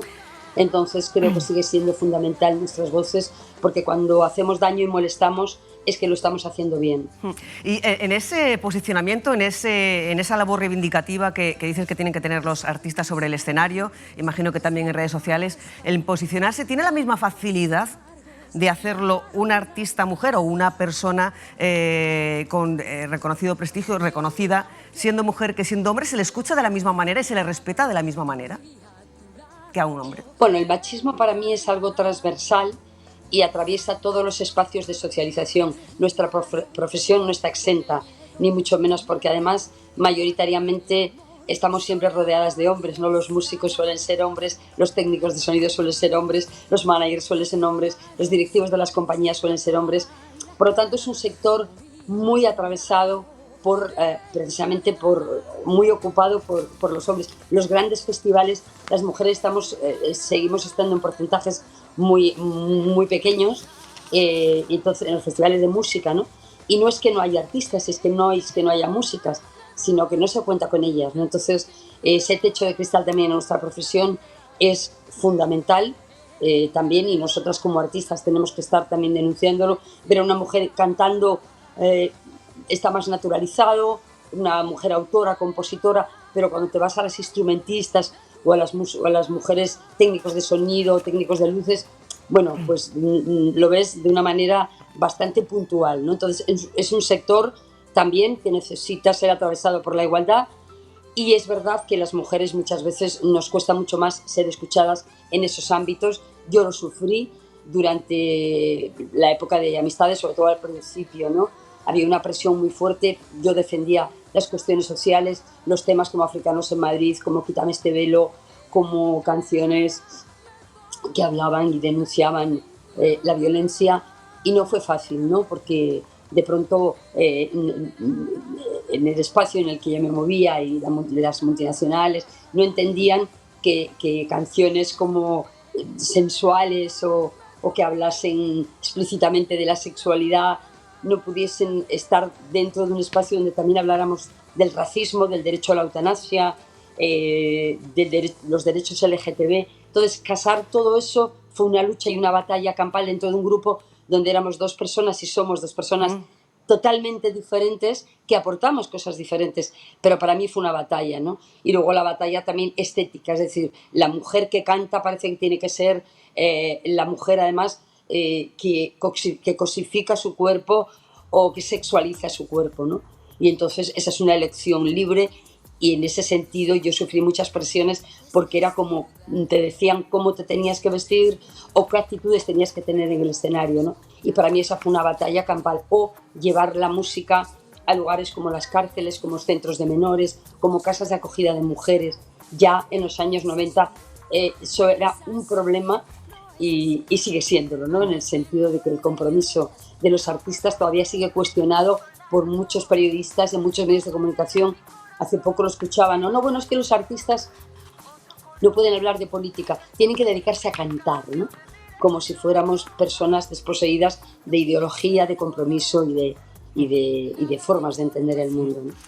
Cristina del Valle, ha sido un placer conectar contigo un día antes de esa jornada, de ese primer foro Mujer y Empleo. Mañana seguiremos hablando ya desde las murallas reales, en ese caso en la mesa de activismo y profesionalización. Muchísimas gracias por tu labor y muchísimas gracias por atendernos. Muchísimas gracias, un placer. Ha sido un placer. Ya lo saben, mañana desde las 9:30 de la mañana en las Murallas Reales, que acogerá este primer foro Mujer y Empleo organizado por el Centro Asesor de la Mujer. Volvemos a la biblioteca, otra actividad más por el Día del Libro, en este caso en clave infantil. Gloria, muy buenas de nuevo. Muy buena, Susana. Pues sí, una actividad más con motivo del Día del Libro. Nos acompaña el escritor José Antonio Pleguezuelos, que viene a presentar Postales de Invierno, la cuarta estación después del año pasado haber dado a conocer 3 estaciones muy buenas. José Antonio, ¿qué tal? Hola, ¿qué tal? Encantado de estar aquí en Ceuta, como siempre, y nada, presentar este librito de poesía, un poemario de 16 poesías, aquí a los niños de Ceuta. Esto inspirado en mi ciudad, en mi infancia y en los motivos que hay aquí, que son muchos. Vienes con 2 grupos del Colegio Mare Nostrum, con niños, un público muy agradecido. El año pasado ya estuviste aquí en Ceuta con varios colegios presentando la primera parte de este libro y la acogida fue muy buena. ¿Qué respuesta esperamos este año? Pues nada, hombre, si fuese igual que la que fue el año pasado, magnífico. Pero vamos, esto está hecho con mucho corazón, con mucho cariño. Son experiencias vitales mías, de cuando era sobre todo pequeño, y evocaciones que te vienen, pues cuando uno es más mayor te vienen muchas evocaciones de la juventud y también de la infancia, porque yo soy de Ceuta, nací aquí y me crié aquí, y yo estudié aquí también en Ceuta, aunque hoy día vivo ya en la península. Pero bueno, estos son recuerdos y que siempre queda aquí grabado en la memoria y que no se olvidan, desde luego. Y José Antonio, son libros de poesía. ¿Es fácil conectar con los niños a través de este género? Pues yo creo que hay que ponerse un poquito, hay que ser sincero en primer lugar, no ser un poquito impostado ni eso. Y después hacerlo todo como te viene a ti, trabajar con el corazón. Y eso los niños lo perciben rápido. Que tú lo trabajes así, de la manera aquella, se percibe. Después ya en cuanto a la técnica hay que decir mucho, ¿no? Eso ya es punto y aparte. Pero en cuanto a cómo está escrito, en cuanto a los sentimientos, al corazón y demás, eso lo capta muy bien. No solamente los niños, también personas mayores también captan este ambiente de la ciudad y estos recuerdos y estas vivencias también las captan. Personas mayores con las que nos vamos a encontrar además mañana en el Centro del Mayor para hablar pues del mismo libro, ¿no? Efectivamente. El año pasado tuve un encuentro con ellos, fue un encuentro magnífico. Yo quedé encantado. Ellos también, según que me dijeron los comentarios que hubo, y este año vuelvo otra vez con muchísima ilusión. Y les mando un recuerdo a todos y nada, y para mañana al vernos allí. Y mañana con los mayores, pero hoy seguimos aquí en la Biblioteca Pública con los niños, porque es importante que los niños se habitúen a la lectura, se aficionen a la lectura. ¿Y cómo puede conseguirse? Pues mira, una de las cosas que me dijeron el año pasado los alumnos es que poesía sobre Ceuta, hay poesía muchísima, ¿no? Y además un autor magnífico tenemos en España, pero poesía sobre Ceuta y de tipo infantil no había nada. Y ese es un tema que es un nicho que yo he tocado y es un nicho que ha gustado bastante. Y entonces, claro, son vivencias que ellos, los niños también viven. Pues estoy hablando de la playa del Sarchá, del Chorrillo, de la Ribera, está hablando del ambiente de Ceuta, de la luz, del color de la ciudad. Todo eso pues le llega muchísimo a los alumnos, claro que sí. Transmitiendo también recuerdos de cuando éramos niños, ¿no? Claro que sí, es que la infancia no se puede olvidar nunca. La infancia es la base de todo. La infancia, cuando se forma uno, realmente es ahí en la infancia. Y yo me formé aquí en Ceuta y eso siempre se lleva a grabar. Igual que se están formando ahora estos niños que van a tener encuentro, que están ya esperando a su autor para que le dé a conocer la cuarta estación, Postales de Invierno. Y bueno, José Antonio, darte las gracias por acompañarnos. Nada, gracias a vosotros y nada, a vuestro servicio, pues cuando queráis aquí estoy. Muchas gracias, Gloria. Seguimos en conexión con el Día del Libro. Por ese motivo recibimos ahora a la investigadora Lina Medina, que es doctora en Filología Española y gran conocedora del legado andalusí en Marruecos. Presenta esta tarde en la biblioteca, como decía José Antonio Alarcón, su obra Tetuán, una ciudad andalusí en la historia de Marruecos, un recorrido por la memoria, el patrimonio y la historia compartida entre ambas orillas.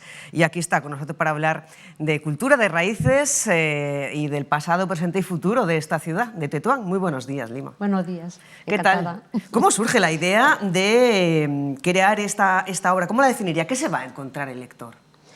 Bueno, primero, pues la idea cómo surgió es que me interesé por la historia de Tetuán, porque al principio no conocía esa rica y profunda historia que tenía Tetuán, pero al ver que mucha gente se interesaba por, tanto marroquíes como extranjeros que se interesaban por la historia de Tetuán, pues decidí investigar en profundidad esa historia, porque en Tetuán siguen existiendo fondos archivísticos, bibliotecas privadas que guardan muchos documentos muy antiguos que datan del siglo XV, XVI, XVII, y luego al empezar a buscar ya empecé a encontrar cosas muy interesantes y decidí profundizar pues esta investigación sobre la historia de Tetuán.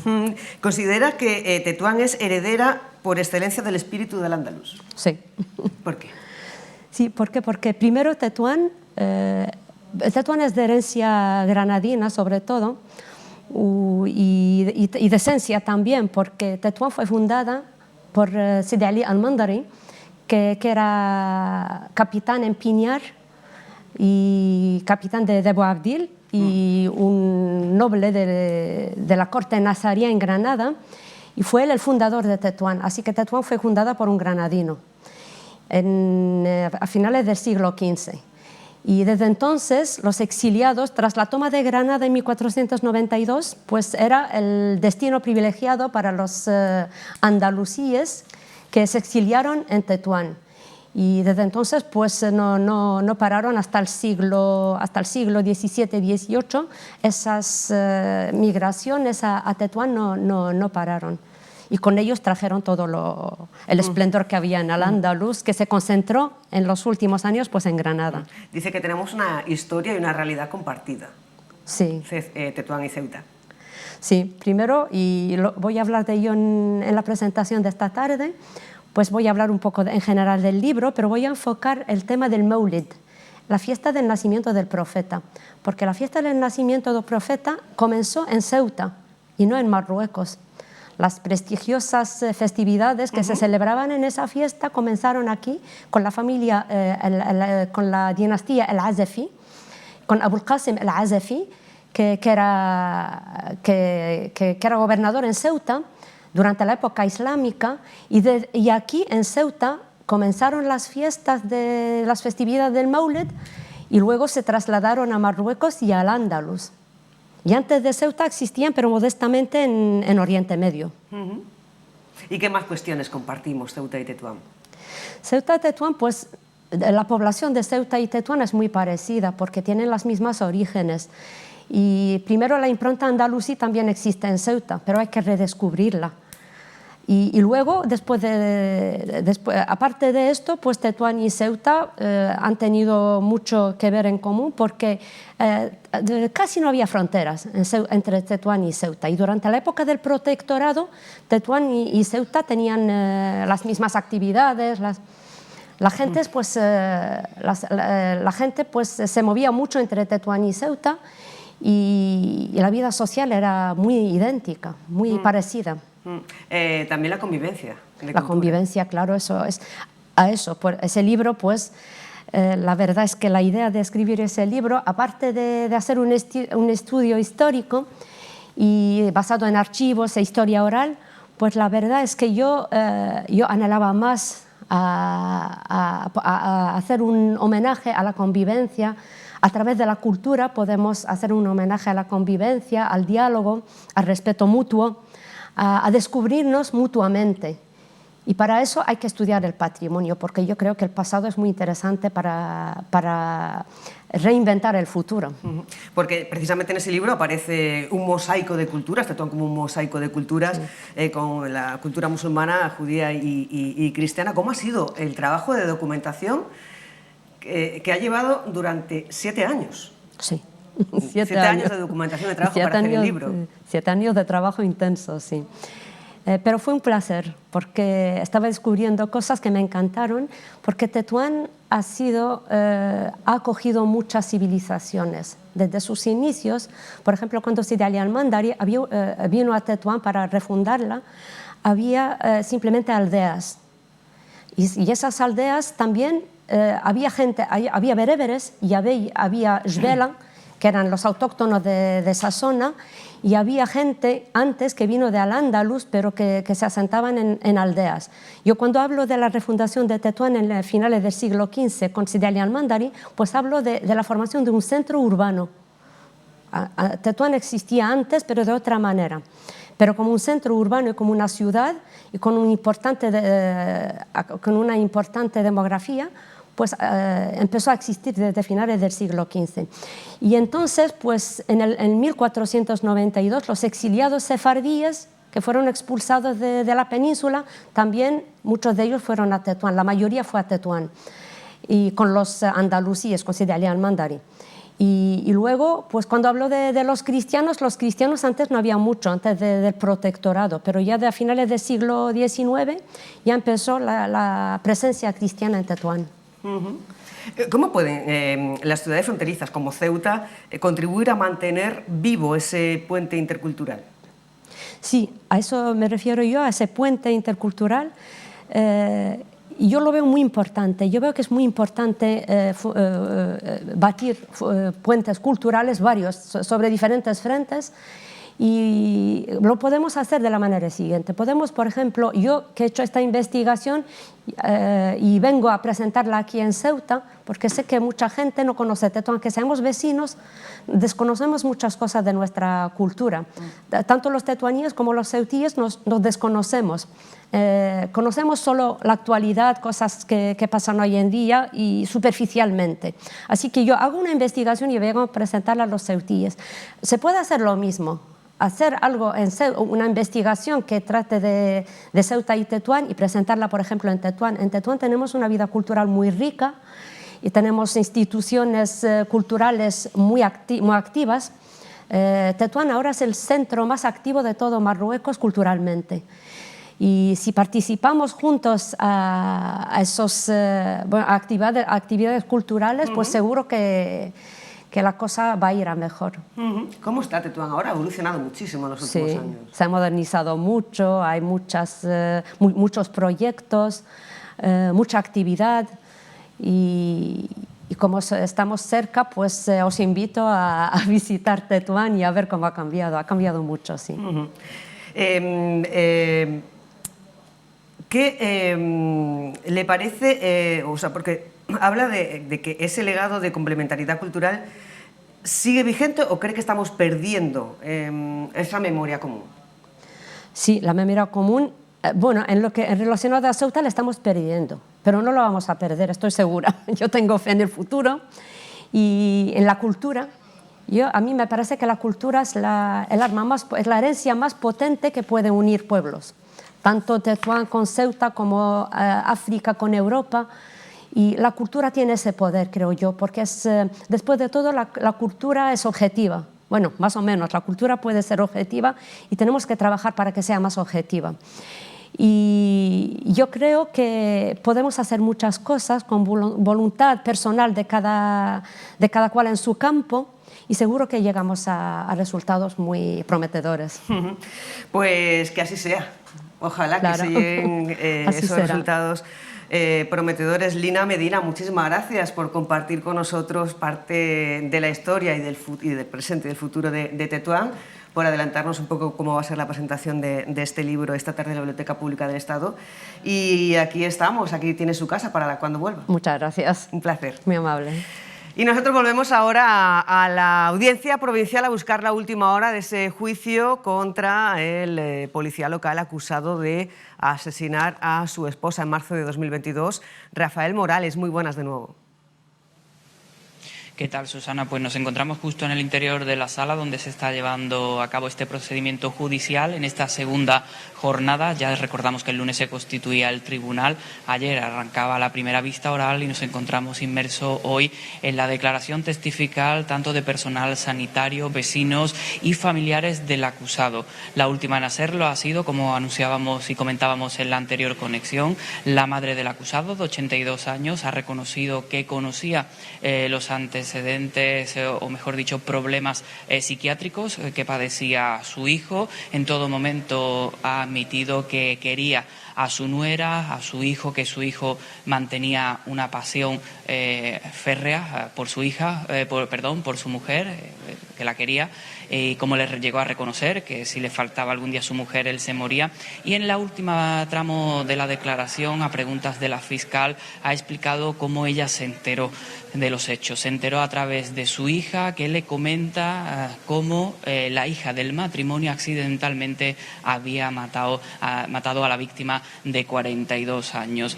Este es el testimonio que ella ha relatado por último, prácticamente antes de abandonar la sala, incidiendo precisamente en esa pasión que tenía y lo mal que lo ha ido pasando en este tiempo. Luego, a preguntas también de la acusación particular de qué ha ido indagando durante estos 3 años, la octogenaria ha señalado que la versión que ella ha podido conocer es que su hijo llegó a casa, se preparó un té, se sentó en el sofá se quedó dormido y mientras la víctima, María Ángeles, buscaba en la basura esa cita médica, fue entonces cuando empieza a llamarlo, dándole algunas voces de llamada en este sentido, no de discusión, y cuando él va a acudir para la cocina, la hija salió del cuarto, quizás pues un poco con la incertidumbre, se abalanzó sobre el padre, él llevaba la pistola para guardarla y ahí fue donde se produce ese impacto fortuito. Es la versión que ha dado en este caso la madre del acusado. El juicio se va a retomar a partir de las 12, estamos en media hora de receso y ahora continuarán las testificales, en este caso con las declaraciones que se le tomarán como testigo a la hermana del acusado.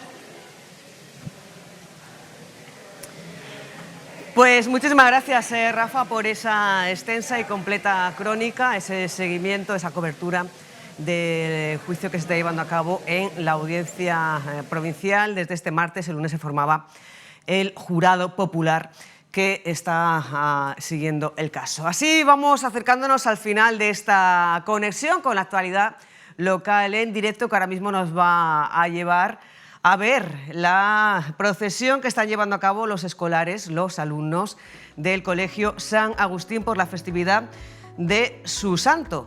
Hoy han partido del colegio con destino a la iglesia Nuestra Señora de África y después de la misa volverán al colegio. Ya mañana se celebrará una Eucaristía a la 1 de la tarde y continuarán celebrando esta fiesta durante toda la semana. Con estas imágenes, con esta procesión, nos despedimos. Les damos las gracias por acompañarnos un día más. Les recordamos que mañana tenemos una cita en el mismo sitio, aquí en la Pública, y a la misma hora, a las 10 de la mañana, y que ahora llega Beatriz Palomo con todo su equipo en esta hora, a partir de las 2, las principales noticias de la mañana en la primera edición de informativos. Mientras tanto, rtvc.es, toda la información en directo. Nada más, disfruten de las imágenes, felicidades a los alumnos, a toda la familia educativa del San Agustín y hasta mañana. Que pasen muy buena tarde. Adiós.